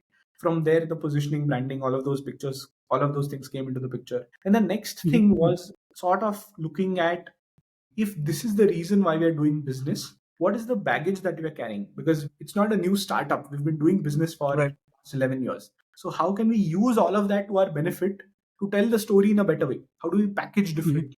People assume that packaging is only something that products have. I think that's wrong. I think service businesses equally have packaging, right? Yes. And then this entire concept of, can we build excellence at the core of everything we do? Excellence in terms of communication, excellence in terms of delivery, and what can we double down on what Aubergine is really good at? I think those are the conversations that sort of my role was supposed to have. A large part of my role is obvious, like bringing the things that seem invisible to the things that are absolutely obvious, and then figuring out what to say no to. So the analogy that I give people to, because all of this seems a little vague, is, imagine you're in the ocean, right? And you're a ship, right? And I'm sure there are other ships also, but imagine your company is a ship. And I work with a lot of startup founders, so this is the same analogy that I give to them. If you're a ship in the ocean, right? And imagine there's no digital technology, there is nothing. It's you and your people, and you're in the ocean trying to find something, right? You're in the ocean as an explorer, you're sort of figuring out what to do next. Unless and until you really know where you want to go, how will you go there?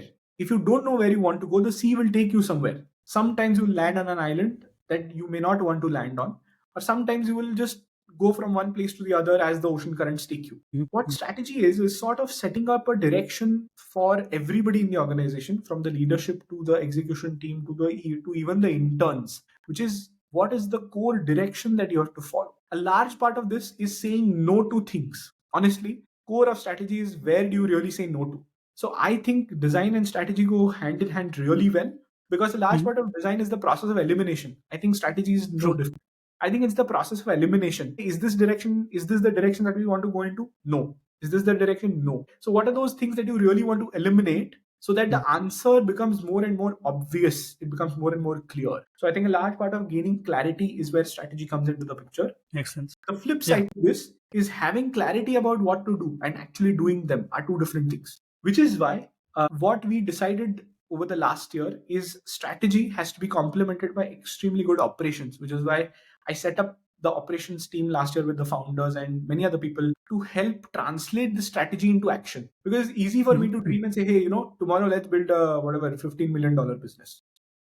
It's just a random number, but saying, hey, let's build a $100 million business. Now, it makes no sense if you cannot implement that. But because I came from a background of execution, I understood technology, I was understanding design, I was doing design for a large part of my career. It was easy for me to say, hey, this is how this translates into action for us right now. One of those was a brand identity exercise. One of those was setting up an operations team. All my previous experience around org building, setting up teams, it all came in handy because I already knew how to set up teams. I knew how to set up basic formats of a team, who to hire, when to go into places. And now a large part of my job is figure out gaps within the organization. That is one part of, improving the business. And there's one part of growing the business, which is, okay, if we want to go to the X that we've set, or the North Star that we've set, what actions do we take right now so that we reach there? Because every business at some point, after a certain point, your business will reach saturation. So how do you grow beyond that saturation point is where the strategic piece really comes into the. That makes sense. And it is complemented by your design thinking, your creative thinking, and your business Mm. acumen as well. You True. have to know that, hey, this is the way my business works, and these are lines that I can break, these are lines that I cannot break. The first Mm. conversation that I think we had internally for the last year is, okay, let's discuss what are negotiables for us, what are non-negotiables for us. Mhm. What are we okay letting go of? What are we not okay letting go of? And that is different for every business. Even though you may be selling the same water bottle, that thing is going to be different. We discussed Swiggy and Zomato. It's the same. How you build your company is entirely different than how anybody else builds their company. And you may be selling the same thing in the market.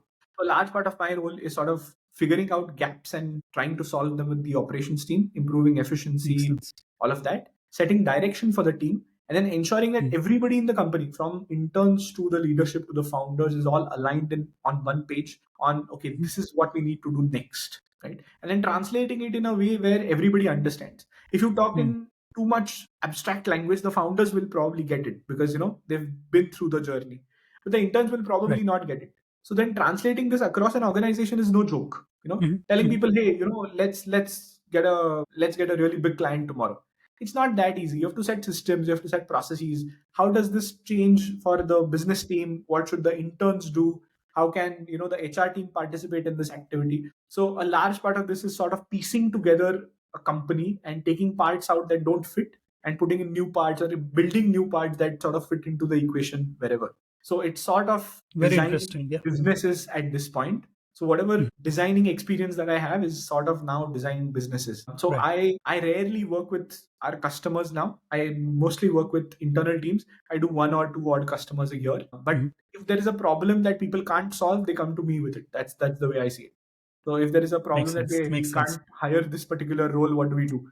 Okay, let's Mm. figure out a strategy to hire that role for you. Mm. So, and I think a lot of it is, like I said, going from doing a lot to saying Mhm. no to a lot and just figuring out whatever is obvious. What have we obviously missed? What Mm. is it so obvious that we have not seen it yet?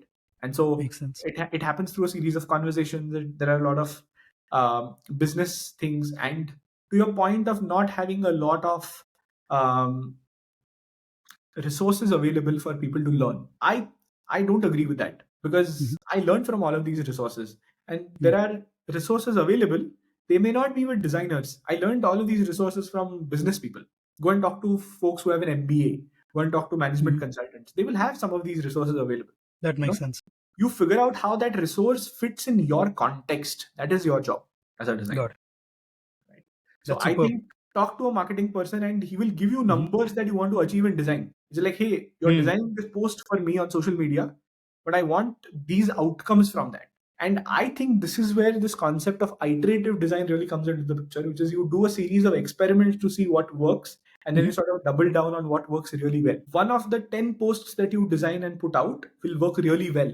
Then you sort of look back and decipher, okay, what really worked here? Was the messaging correct? Mm. Was the color thing? What was the hook? What was the story? Mm. What was the Mm. offer that we made? Why did so many people view this post? And what was the translation? And then can we do this repeatedly again and again? That makes That's sense. sort of strategy. So that's sort of That my was role. superbly comprehensive. And yeah, it's very, in a way, it's not complex, but it's a lot of things that you have to kind of get an understanding of and then handle properly. And it's a lot True. of communication, lots of processes. Makes sense. We talked about working in small teams, working in larger teams. Mhm. How about no teams? Let's talk about the freelancer life. So it's now, when I say now, it's not just now, but it's been quite some years that we're seeing more the freelancer economy Yeah. growing in India as well, right? Yeah. The gig economy, as we call it. And so, what's some advice that you will give to a designer trying to make money? Like, what are the paths, like the career paths, for example, the trajectories that a designer can take? Got it. So I happen to teach at quite a few colleges. Mhm. I think last year I taught at some 4 or 5 colleges in different ways. Sometimes you take a jury, sometimes you do a workshop, all of those. But Mhm. my general advice to any design student is, you do not have the burden or pressure of time in college, or outcomes in Mhm. college. I mean, Mhm. marks Mhm. are not great outcome measurers, honestly. Sure, But sure. you don't have the burden of outcomes or time in college. Do as much freelancing as you can. So in the Mhm. 4 years of my college, I literally did about 50 clients or so. along with handling my client, along with handling my college assignments. And I think that was what really taught me a lot of what I was learning in college versus implementing that are two different things. Right. About the gig economy, right? I think the gig economy is going to only increase in India. One reason is that when the economy scales, right, the bottommost layer is not going to be able to earn as much as you sort of grow. If you look at what an Infosys paid, I mean, Infosys is just an example. Take any large IT company that paid, I don't know, 15 years ago, fresher, and what a fresher earns today is no different. Fresher earned 3 lakh rupees 10 years ago, and they earn 3 lakh rupees even today, right? That's true. Now, what is happening because of this is there is a low trust society being built in the sense that people don't trust companies and companies don't trust people to do the work that they're expected to be done right out of college, which is why the way any large tech company works is you take freshers and then you train them for 6-7 months, bring them up to speed with the Yes. market, and then take them up, right? Because of this, a lot of people who are more ambitious, I think, will take up gig things because I don't think it's very difficult to make like 5-6 lakh rupees a year in a gig format, Right. honestly. Right. And you learn a lot of business value in all of this. I think when we think of career trajectories, right, I think people think of freelancing as a full-time thing, like, you do it and then you do it for your life sort of a thing. I think there's going to be a healthy combination of people who did freelancing who have now turned to jobs, because now a job, there is more value in doing a job after freelancing, right? You've understood business, you've sort of done that, and now I'm doing a job. And then there are going to be people who have done a job before and then figured out how the business works and now realize that, Right. hey, I can spend less time and earn the same amount of money in a gig economy. So I'm going to do this better. People with niche skill sets, I think it's going to be of great value to them. The gig economy is going to be of great value to them if you have a niche skill set. So, for example, if you can be a really good designer in accessibility or sustainability or one of these things that has where you have in-depth knowledge of what sustainability in design looks like. Yes. What does green hosting mean? What colors to use in your brand so that those colors are sustainable on screen versus on print? How do you make sustainable packaging work? All of this, if you can figure out that layer of sustainability in design, I think you can go and sell it to every brand in the country. Makes sense. Just go to a DMart, figure out what are the packages, and just go talk to them. Hey, if you make this change, you can bring this into your marketing communication. That will help you so much, right? I think that's an area that people can really do well at if you're a niche in a particular field in the gig economy. We recently saw, like, as our tech products just scaled so much, a design systems engineer became such a common role now, right? It's a common product role. Exactly. So similarly, I think if you're a person of niche skill set, right, you have to either find if you want a job and you're a person of niche skill set, you have to find a really large company who is matured enough to have that as a role. So, for example, if you're a UX researcher, right, I'll be very honest, I don't think my company will hire a UX researcher in the next 5-ish years or so. I'll tell you why. One is because we're not a very large company yet. The other thing is, a UX designer in my company does enough research on their own. We train them to do research on their own. So the need of an independent UX researcher who doesn't do design is very limited in my context. However, if I look at some of my previous roles or some of my friends who work in larger organizations, I have a friend in Atlassian who is a UX researcher. Now the team is a 50-60 people design team, and they have a combination of people from visual designers to brand designers to UX designers to all sorts of people. And there a UX designer or a UX researcher makes sense to, but Atlassian is a really large company, right? So I think there are specific contexts where you can fit in a niche role in a job. But if you're trying to build a sort of do gigs and do freelancing, I think niche skill sets help there, is what I think. That makes sense. Awesome. That makes a lot of sense. In terms of career growth paths, there's a lot of things that generally doesn't come to mind. For example, things that comes to mind is you can be a freelancer. So you're working with a client. You can get a few more people and you can have your processes and strategies and you can create a studio. You can do it at a much bigger level with many more capabilities involved and create an agency. Simple. But when you're alone, you can also make digital products. You can teach at places, you can create courses and teach. You can teach in colleges as well. So all these things, can you just expand on all these things, on all these opportunities? So I think this is what the IT industry calls as a use case, which is, hey, now I have a skill set. Now, how many places can I use that skill set in? Yes. Now, one of the use cases is teaching, right? And then you branch out into what are ways of teaching. And then you say, okay, as a designer, can I go and teach whatever I have learned to students at a particular college? That is one way to earn money. Another way to earn money would be build a course online, do what Ansh Mehra is essentially doing. Build a course online, go and talk to people. Public speaking is another way of earning money, right? Mhm. If you can build a niche subject matter expertise, people will invite you to talk about that particular topic. Books, communities. Books, 100%. Books, communities. I think I'm not entirely sure if people are able to make a lot of money from communities in design yet, because True. design in India is nascent. And I'm part of the largest design community in India, which is ADI. Mhm, mhm. But ADI is a not for profit organization. So the objective is not to earn money in ADI. Makes sense. So I'm not sure if people make money from. But yeah, I mean, if you're playing the long-term game of communities, then starting nascent makes sense. I think exactly. So I think right now communities are being built, but Mhm. I have to wait and watch to see if they actually make money or not. In True. theory, in Western cultures where it's a high trust economy, communities generate revenue. That's for sure. Mhm, mhm, mhm. In India, in design, I'm yet to see that. I think there are some other places where people have built places. Like I know a lot of people who do corporate trainings, workshops, and they build. GrowthX will be a good community-led Yeah, example, right? correct. Yeah. So I think there are some of these places who may get there, but I'm yet to see how much or at what scale that will happen at. That is definitely one. So this is teaching as a use case, right? Mhm. You could also look at some other use case. We spoke about freelancing. You have your agency, studio, all of those things. You can also look at employment again in a product company versus service company, large Yes. company versus small company. I think there are perks and disadvantages of both. So Mhm, I mhm. think with so many options, what people really have to do is choose wisely. Figure Mhm. out what their skill set is, what is the core thing that they enjoy doing, and where does that fit into this entire equation of a large company versus small company. If you like to do one thing really well, you're a craft person, go into a large company is what I will tell you. Even a small company does hire for a craft, but there is no growth path beyond that. Like you become the best master of Figma in 3 years in that company. What next, Mhm. right? So in a smaller company, if you want to become more strategic, I think that's the way to go. A small Makes to sense. mid-sized company, you go from craft to strategy in maybe a 5-year journey. In Mhm. in my company also there are in so many examples of people going from interns to leads in say a 7 or 8 year span. Mhm. But I think you have to really plan out your career path that way. I know people who are teaching and doing Mhm. an employment somewhere. So for example, Mhm. I am employed at Aubergine, but I also teach on occasion. Now Mhm. because I have time is a constraint for me, I end up taking smaller engagements of teaching like jury or a workshop or a 1 day event.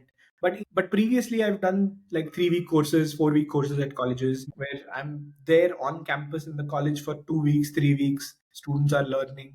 I've done engagements with other people also. There are interesting events that you can make money from. So Mhm. I find that a lot of companies are doing these hackathons for hiring and all of that. I think it would be interesting to match talent to the right company sort of a Mhm. thing.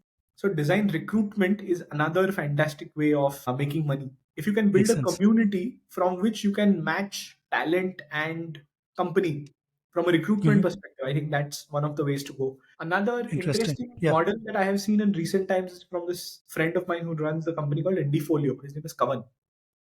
Mhm. Kavan Antani runs Indifolio, and it is fantastic what they've done. So they said, "Hey, we have a community of some 7-8 thousand freelancers, and whenever your company needs additional people, we will supply them Mhm. to you." And so imagine if, as a company, I have to reach out to people to check quality, to check whether they fit into our culture or not, all of those things, and I have to manage paying 50 people in different 50 people के अलग-अलग invoices on a monthly basis. What Kaman has done is he's consolidated all of that and he said, hey, if you need 20 people at a time, if you get a large project and you need Right. 20 people at a time, I will give you those 20 people with the skill sets that you need, with the quality that you need, and we take a commission as part of that. And you have to Mhm. only create one invoice. We manage 50 Mhm. invoices for all our freelancers. So Interesting. I think it creates a win-win situation because freelancers usually face the problem of not having customers or clients or paying customers, Right. and companies usually have difficulty scaling because if I hire somebody, they're a fixed cost for me. It means I have to Mhm. pay their entire year salary for some reason. So I think it's a good balance between the creator economy or the gig economy and Yes. this sort of an economy of helping customers scale and helping freelancers grow on their own. I think that's a good Interesting. balance. So I Yes. think there's a lot of innovation in terms of the business model of how a typical service agency also works. I know people who work full time in training people on design. And then just in training, right, you can do various levels of training. For Right. example, I'll tell you one of the biggest problems I have hiring Mhm. senior folks, because I just don't find relevant profiles of senior design. Everybody calls themselves a senior or lead designer, but they don't match the skill set that I expect them to and the price range that I expect them to come in, right? So those are things that make a difference. Whether you go for a Makes sense. product company, whether you have a background in doing service is very different. In a product company, you become more niche and you sort of, your skill set wise, you are doing that same thing over and over again to a point. In a service company, you sort of change domains quite a bit. So, for example, if I'm working at a fintech product company, I will become very specialized in designing for fintech experiences or True. solving problems in fintech. True. But in my company, we do healthcare, we do accessibility audits. We do all sorts of companies. We do fintech, we do enterprise SaaS. So because of that, right, the designers have a more wider experience than a more vertical, one sided experience. And there is no good and bad here. It depends on what sort of a person you are. Are you a person who thrives in a horizontal environment or a vertical environment? You have to sort of figure that out. So I That think makes sense. if there is a person in the industry who can help you in understanding what your requirements are as a company or an agency to grow and help you find the right talent for that, I think that's another way to make money. So I think there's quite a Interesting. few opportunities to make money. There is a tremendous opportunity in making money in design in India, is what I think. I agree. Now you have to be creative in how you make it. Yes. But what I can tell you is in the US, the thing is different. In India, designers are paid higher than engineers are. In the US, engineers are paid higher than designers are. So it's a different economy altogether. So I think Interesting. it has there is a lot of scope for people to make money as long as you understand what is your value, what leverage you bring to the table. I think it's going to be a good economy for designers in the next decade. When you say designers making more money than engineers, are you talking about like UX designers and product designers making more money than a general, Yes. like a fresher TC? Makes sense. Yeah. Yeah. Yeah. That makes sense I'm to me. just generalizing right now. There are different domains of design. So, for example, I have seen that I know a friend who's a furniture designer who is now doing UX because that's the only job that pays. If you find out that, hey, I'm good at Furniture design. UX and I want to do UX, that's a different thing. But True. you True. traditionally want to do furniture design, but you Yeah. cannot find a job in furniture design. That's a problem. I think India needs a lot more design-led product businesses in general. And we're We will going get towards there that, right? eventually. Right now, we have a lot of service businesses. I think I was listening to somebody and they said, hey, I think Pune has over 300 studios today. Now, of course, these are 300. That's a lot. Yeah. generalizing. I'm sure Bangalore has over 500. Hmm. But this is generalizing. Of course, these are studios of different shapes, sizes, and skill sets. But I am yet to see a furniture design studio that is doing really well in the country. I'm yet to see. We're yet to see like a Herman Miller from in India, right? Correct, So exactly. it will exist in some time. Yeah, I'm yet to see a really good jewelry designer. I know there are a few jewelry designers who do well in different, jewelry Studio. stores, Yeah, like fashion labels. Yeah. fashion labels, and so on. But beyond a certain point, I don't think there are designers who are entrepreneurial enough to start their own jewelry line or all that, because there's a Very lot of interesting. business aspect also involved in it. How do you figure out Yes. the supply chain? How do you source your jewels? All of That that. brings me to something actually, because I think I saw it on a reel from Young Designers India, if I'm not wrong. And Yeah. the guy was talking about a Shark Tank episode recently. I don't Mhm. know if it's recent or not, but it was on a brand called Nui. No, I know. Nooe. Yes. You know them, right? Quite a So bit. yeah, So they're the one of the founders is a senior of mine from MIT. nice. So Yeah. yeah, so they are a design-led brand. That's where you can see a designer actually entering the entrepreneurial race. And so more and more people doing that, it's Yeah. only gonna increase, and it's only True. better for the ecosystem as well. 100%. I think there are some fantastic designers who've come on Shark Tank. I think Shark Tank has been a great platform. One of the people who I know and I've seen on Shark Tank has been Sanandan Sudhir of On to Cook and Invent India Labs in Ahmedabad. So he is a fantastic industrial designer and he came up with a product. And I think that was one. Then I think there was another thing called Dark something. There were two Mm. designers from NID who had There figured out. was Odd Giraffe as well. Yes. they have good design I think it's design getting led. there. I think Sold Store employs quite a bit of designers to design some of Urban their. Monkey. Correct. Urban Monkey is also part of that. So I think Mhm. we're getting there.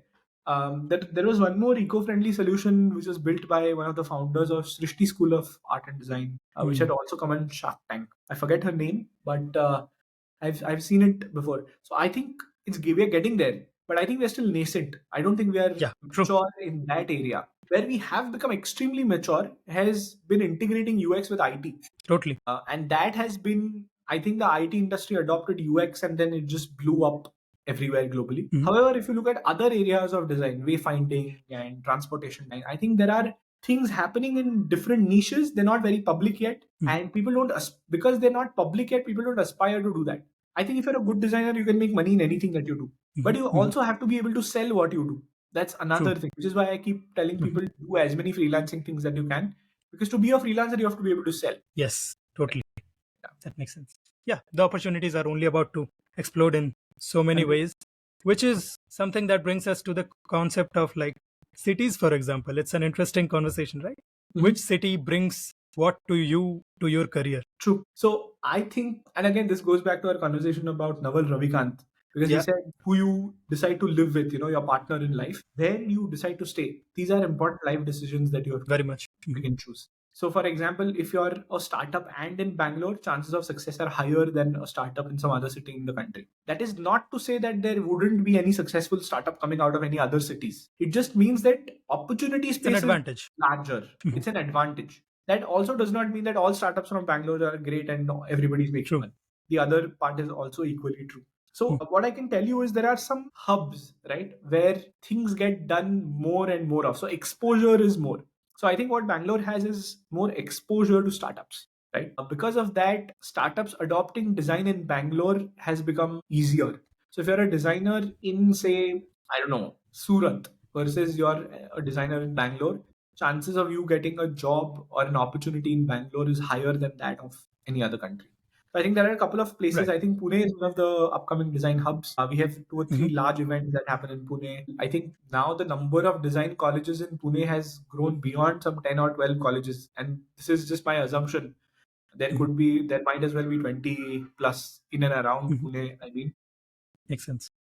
then this is, I'm talking about core design schools, right? Hmm. If you look at how design has existed in other forms before, JJ School of Applied Arts has existed in India before NID started.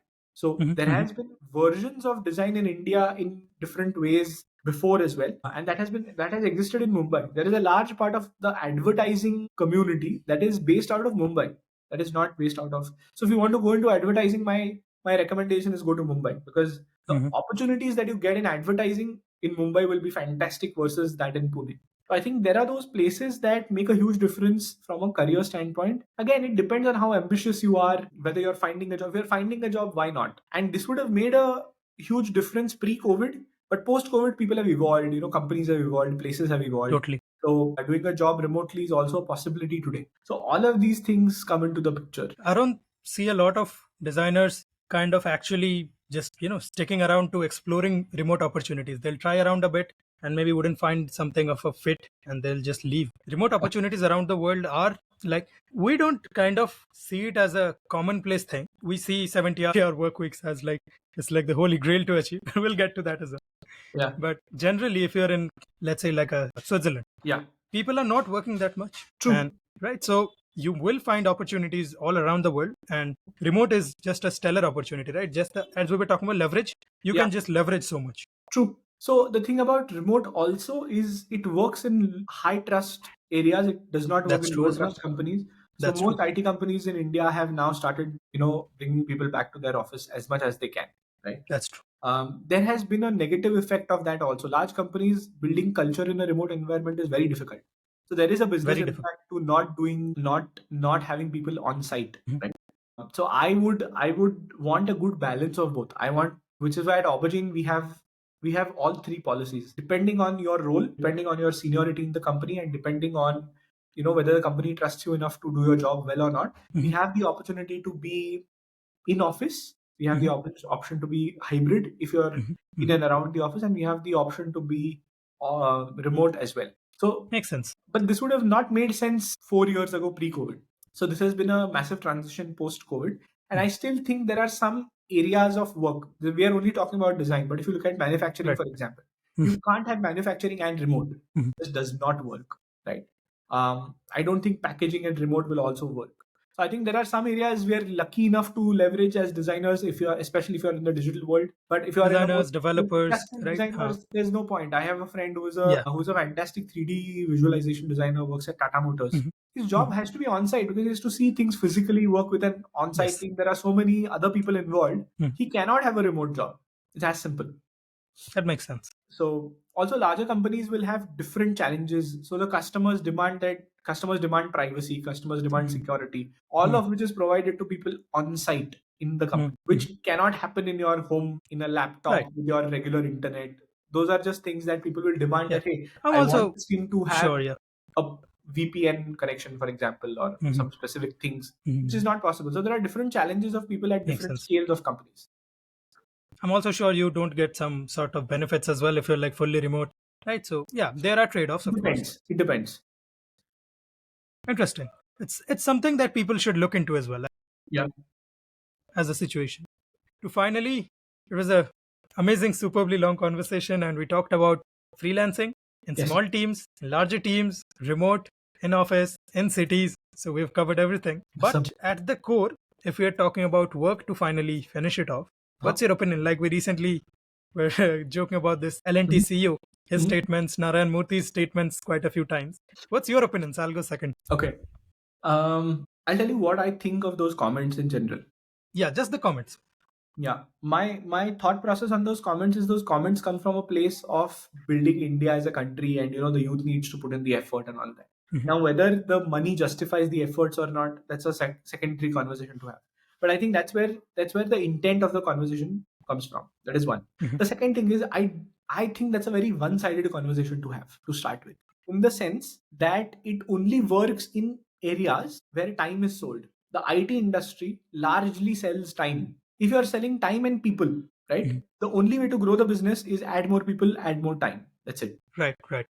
So it makes sense that, hey, if I have as many people working as many hours, I'm going to earn more money. That's the standard format there. However, my thought process is that I don't agree with it entirely, is my way of going. I agree that everybody should put in the hard work. I agree that there are going to be some times in the year where you put in 90-hour work weeks versus some where you put in only 30. I think that's okay. What I think is what outcome you achieve is more important than how much time you put in to achieve it. So why is everybody adopting AI so fast? Because it benefits them to do the same things that they were doing that took 4 hours. Now they can do it in half an hour. And that delta between a 4 hour and half an hour, that delta is a lot for them to save. So I would rather be in a position where I'm not really talking about selling time and saying, hey, I would put in the hard work, right? Now the question is, if I can do it in half an hour in using AI, do I not do the 4 hours of work that I'm supposed to do? Totally. That is the question to really ask. So the answer is you do more things in the same 8 hours that you're supposed to do the thing, instead of saying, and it's not also about doing more things. I think you have more outcomes than doing more things. Let me put it that. If That you can makes achieve sense. more outcomes in the same 8 hours, why not? Why not? Do Exactly. the 8 hours. If I can achieve the same outcomes in 6 hours, why not? But that does not mean that you will have to work only 6 hours. That's the corollary to that. Right? True. Just because I can finish something that somebody else takes 8 hours to do in half an hour, does that mean my work day will be half an hour? I don't think so. That's also not to say that, hey, everybody should work 90 hours a week or 80 hours a week or whatever. Right? Yeah. So Makes sense. my focus as a strategist is always on outcomes. Like, hey, what can we really do to bring any outcome here? So if that is the thing that I'm focusing on, sometimes that outcome takes more than what I need, and then I will put in the 90 hours. Sometimes that outcome takes half an hour, but that doesn't mean I'm not available for the rest 8 hours for my business. I'm still putting in the 8 hours. I'm just achieving the output that you want in half an hour. So I think that's my take on that, which is outcomes are more important to the economy than the number of hours you put in. I think it has to be a balance of number of hours put in and the outcomes achieved. If you are talking about, hey, you can get exponentially high outcomes in the 90 hours, sure, why not? But I don't think that happens. I think it's the opposite. If you overwork till 90 hours, the outcomes that you will achieve will reduce, not increase. Yeah, I would Research says rather have that. a very So yeah, productive it's proven. 40-hour work week instead You're of right. a very unproductive 80-hour or 90-hour work week, right? Mhm. So that's how I think about that. That makes sense. Firstly, you're a very like sorted individual, and I like that. I like that your thoughts are very clear and comprehensive. Yeah, what you said makes sense because intent-wise, I'm also thinking the same thing. It's like your grandfather telling you to कर लो वरना Yeah, जिंदगी में आगे नहीं जाओगे. You correct. can tell him आप कितना आगे चले गए पढ़ाई कर. But Correct. that's not the way to say it, right? Because the Yeah, intent at the core is to correct. help you. But yeah, I think it's just a miscommunication in a way. And I think the L&T CEO was like, how long will you stare at your wife and how long will your wife stare at you? I think that's just, he knew that he would be trolled and he was just like, I'll get some hype for the L&T stocks. Yeah. Also, I But think, yeah. and this is just my opinion on this topic, Mm-hmm. I think there is a generational gap here also. If you really want to True. get Gen Zs involved or whatever next gen there is to Mm-hmm. get involved in the workplace, right? The type of workplace you have to build is very different than what Very much. existed, 15 years, 20 years, 30 years ago. I kid you not. My grandmother had an operation recently, and that's why they were staying with me. And it is baffling to them that there is somebody in the world paying me money to sit in front of the computer. And they're like, Yeah, you that wake makes sense. up, then you clean up, you have food, and then you sit in the front of your desk, and Mm-hmm. then you're in front of your desk talking to people all day. Mm-hmm. And that's it. And at the end of the day, somebody's paying you money for it. And ridiculously high money if that's the input that you're giving, right?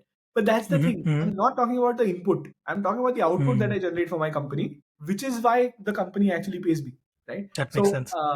I think there's a generational sort of a gap here as well. We were talking about this, right? With Tata versus the newer startups as well, Yeah. right? And previous generation's execution versus this generation's execution. Yeah. I think being a Gen Z myself, are you a Gen Z as well? I think so.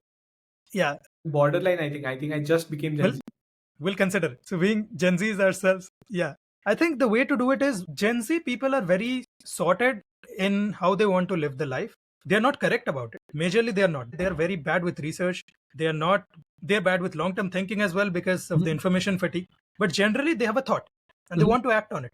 And generally, there's a proper not discrimination. There's a proper bifurcation that you can see with ambitious people who are like, I am ambitious, I'll do whatever. Versus people are like, no, I will chill, I will work, I will chill, I will work. And so mixing them up in a culture makes sense. And it is difficult. It's different in a way, but that's kind of the way to Let go. me help you a little bit with this. This has been my observation in India. Okay. And this is again very personal. I don't want to generalize this, but my observation. But you will have experience hiring as well, so yeah, it'll be important. Yeah. So go ahead. let me give you some observations on this generational difference. If you look at post-independence, right, there was an era where people were fighting for survival, which is maybe my grandparents' generation, right? Meaning, when I mean survival, if it means that if my grandfather did not go out for his job, whatever his job was, and in most cases they were menial jobs, right? If he did not go out and do that, that day my father, for example, would not have his food, right? So it was the family would not have food if the daily wage was not earned. That's survival. Exactly. Right? So he would put in as much time working because he had to. There was no option. Totally. Now, so that survival problem was solved by my grandfather of sorts, or that generation. Let me not personalize this to me. Then maybe one generation after that was maybe my father's generation who said, okay, survival is solved. Now let me take one step ahead. Let me build a standard of living. इसके नीचे नहीं जाना है. We don't want to go below this line. That's standard of living. This is my basic standard. So the grandfather generation solved for one layer of, say, roti, kapda, makan. You have clothes on, you have food every day. So that problem was solved by that generation. Now, what our parents' generation probably did, and maybe in some cases in some grandparents also, was look at this and say, hey, I don't want to have bad food. I want decent standard of food. I want decent standard of clothes. If there was a two-wheeler, now you have migrated to a four-wheeler. If you were on a bicycle, now you've migrated to a two-wheeler, right? In some cases, you've migrated from one bicycle to two two-wheelers now, right? In the house. So that was the problem that generation before us solved. What is our generation really fighting for? If you have to ask that question, what is Gen Z really fighting for? Yeah, the actual answer there is quality of life. Now they have a home, right? That problem was solved by the grandfather or the father. Now they have a car already. When you're born in a car. I mean, born in a car in the family, or at least a two-wheeler in the family, or a series of two-wheelers in the family. So what is it that you're really fighting for? आपके पास तो सब तो है. Mhm. So what you're really fighting for is quality of life now, which is that incremental difference between 90 and 100. So what the Gen Zs are really fighting for is, hey, I have coffee, but now I want to have better coffee. I want Starbucks, right? I'm going to a Starbucks. I want even better coffee than Starbucks. So I want aspiration. So low income, because you're at the start of your career, you are always going to be low income. But high aspiration. Low income, you are earning a 25,000 salary, but you want to go to a Starbucks. You want to buy an iPhone. That's your aspiration. You can buy an iPhone because everything else in your life is taken care of by the previous generation. So when you talk to this generation, Maybe when you grew up, your dad gave you a Samsung, so you were like, now I'll buy an iPhone. Correct. And so if you talk to this iPhone generation who is born with an iPhone in their hand or a MacBook at home, and I'm not generalizing, right? There are people who are going makes through sense. this phase across. I'm sure most people don't have an iPhone. There's only the city people talking, right? But I think that when you're talking to this generation who is going to lead the next century for India as a nation, we have to be very cognizant in what they understand, what is their problem. Which is why psychological problems is a sort of a taboo topic for my grandparents right now. They cannot understand that some of my friends have to go to a psychologist and get help. Yeah. It is a problem of Vulnerability, our generation. putting the guard down. Yeah, it was not a thing. You can't put the guard down if you have a sword in your hand and you have to fight. Exactly. So I think it's a genuine problem, right? And there is help available, so why not take it? So I think that's why the problems of that generation are different than problems of this generation, and they don't Exactly. compare. That's how I think about it. So True. we discussed that the first generation always fights for survival, the second generation standard of living, and the third fight for quality of life. So they already have a car. Now you have a Creta or some car, and you have a Swift. You're aspiring for a bigger car. If you have a Swift, you're aspiring, okay, how do I go to a Seltos? If you have a Seltos, you're dreaming, how do I buy a Mercedes? I was aspiring for a Jaguar. Yeah, right. But you're not on a bicycle aspiring for a Jaguar, right? Right. That's what I'm saying. You can't be on a bicycle and aspire for a Jaguar. You always aspire for the next big bike that you can get. Yes. Also, I think societally, this is the first time researchers are kind of perplexed, kind of thinking about it. Like if you went back to the Roman times and told them that I have 3 bags of rice, I'll give it to you, and you give me 1 Chanel bag or something. Wouldn't make any sense. Right? Correct. You would be like, wait, what? The rice are in the bags. Correct. Might as well just throw the rice and take the bag. Correct. But this is probably the first time in our history where we have a quality of life that is difficult for us to live with evolutionarily. As basically as animals, the level of sophistication that we have reached as animals is kind of now taking a toll on us. And so even jobs, for that matter, I don't think people realize jobs are very recent. Yeah. Jobs are very recent, like on probably like 300-400 years, 400 or 500 max. Yeah. And so it's a very recent phenomenon, and it might go away because we have lived like this for all these years. So yeah, there's this saying I've heard somebody say that I don't know. I think that tough people create good times. Good times create weak people. Weak men, people create tough times, and then the cycle sort of continues to go, right? And I think that's what we're in. I think we're in a fantastic time right now. We are talking about progress. There are no wars, poor famines. I'm not saying we are, there are no problems in the world. I think there are quite a few problems in the world. I think we have entered the space of soft people creating hard times. You see the wars are increasing, pollution's increasing, and we'll get there. Still now. a good time in the sense that Much better. 100. I wouldn't want to be living 100 years ago when medical In all these cycles, progress. Right? These cycles happened during the Roman era as well. Nero was a king who was a very bad king, but Marcus Aurelius was a very good king. So those cycles keep happening every time in history. But as history is progressing, the lifestyle is just getting better. So let me bring this conversation back to design, right? When now we're talking about functionality, usability, and desirability, right? Desirability is assumed by Gen Z today because functionality was solved in the previous generation, right? So software chalta hai is not sufficient to entice Gen Z. You need a design system. You need consistency across brands. You need a brand language that talks to the audience of today. Previous generation was like app hai, software hai, nice, घर बैठ के कर लूंगा. Next generation was like, mom and dad was like, IRCTC गंदा है तो क्या है, कर तो ले ही रहे. Correct. Then we are like, I have no problem. We are like Zepto slow क्यों है? So Correct. That's where we are. I think that's where design is also progressing, which is why it's important to be cognizant of all of this when you're creating a strategy. Because what do I say no to?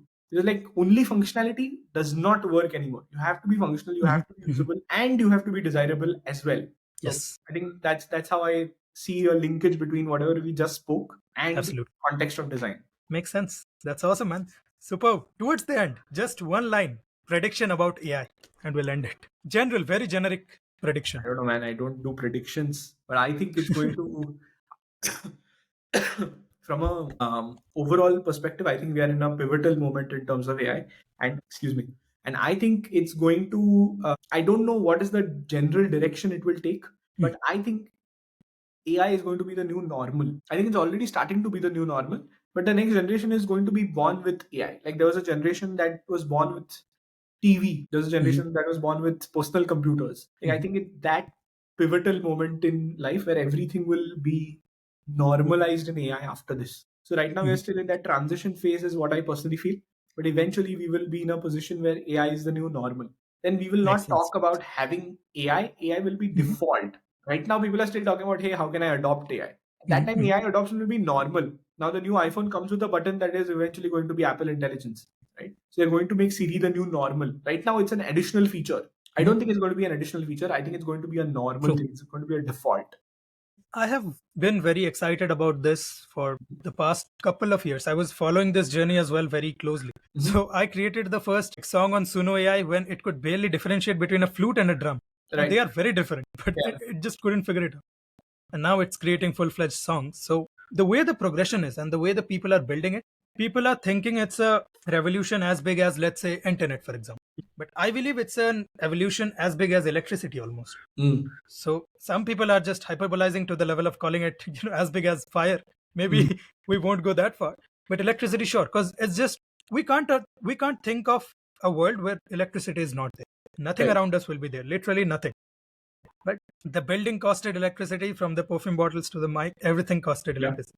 Yeah. And so I think AI will, firstly, jobs as a concept, I'm not sure it will stay because it wasn't there at one point in time and it made total sense of it not existing. So I'm sure we'll get back to a world like this. Now I also understand why there's so much of literature that we have, so much of art that we have right now from the past. So I think we'll get back to again that. We'll get back to jotting history. A lot of us will get back to art and general creating something, creating a product under someone as a value chain thing. I think that will go away because there will be commonly barter systems. Like if I want to sell pots, I'll create my clay pots. I'll go to the bazaar. I'll just sit there. I'll just sell them. And instead of me working as a pot designer or a clay, like I don't know what you call them, like an artist under a company, basically. So yeah, that's quite far, but people are confused. That's the fun part and sad part as well. Economists, scientists, researchers, every field, people have no clue where things will go. But something fun for sure, something new that we can actually say that we have seen it live. There will be stories to tell our grandchildren. That's for sure. That's for sure. Yeah. Amazing, man. Awesome. Amazing times for designers as well in India as well. Lots more startups. Awesome then. Super. This was such a fun, comprehensive conversation. Loved it, man. Thank you so much. Enjoyed this completely. Awesome. Hope you guys learned a lot. You should have learned a lot. Yeah. Comment down below, subscribe, and yeah, stay amazed.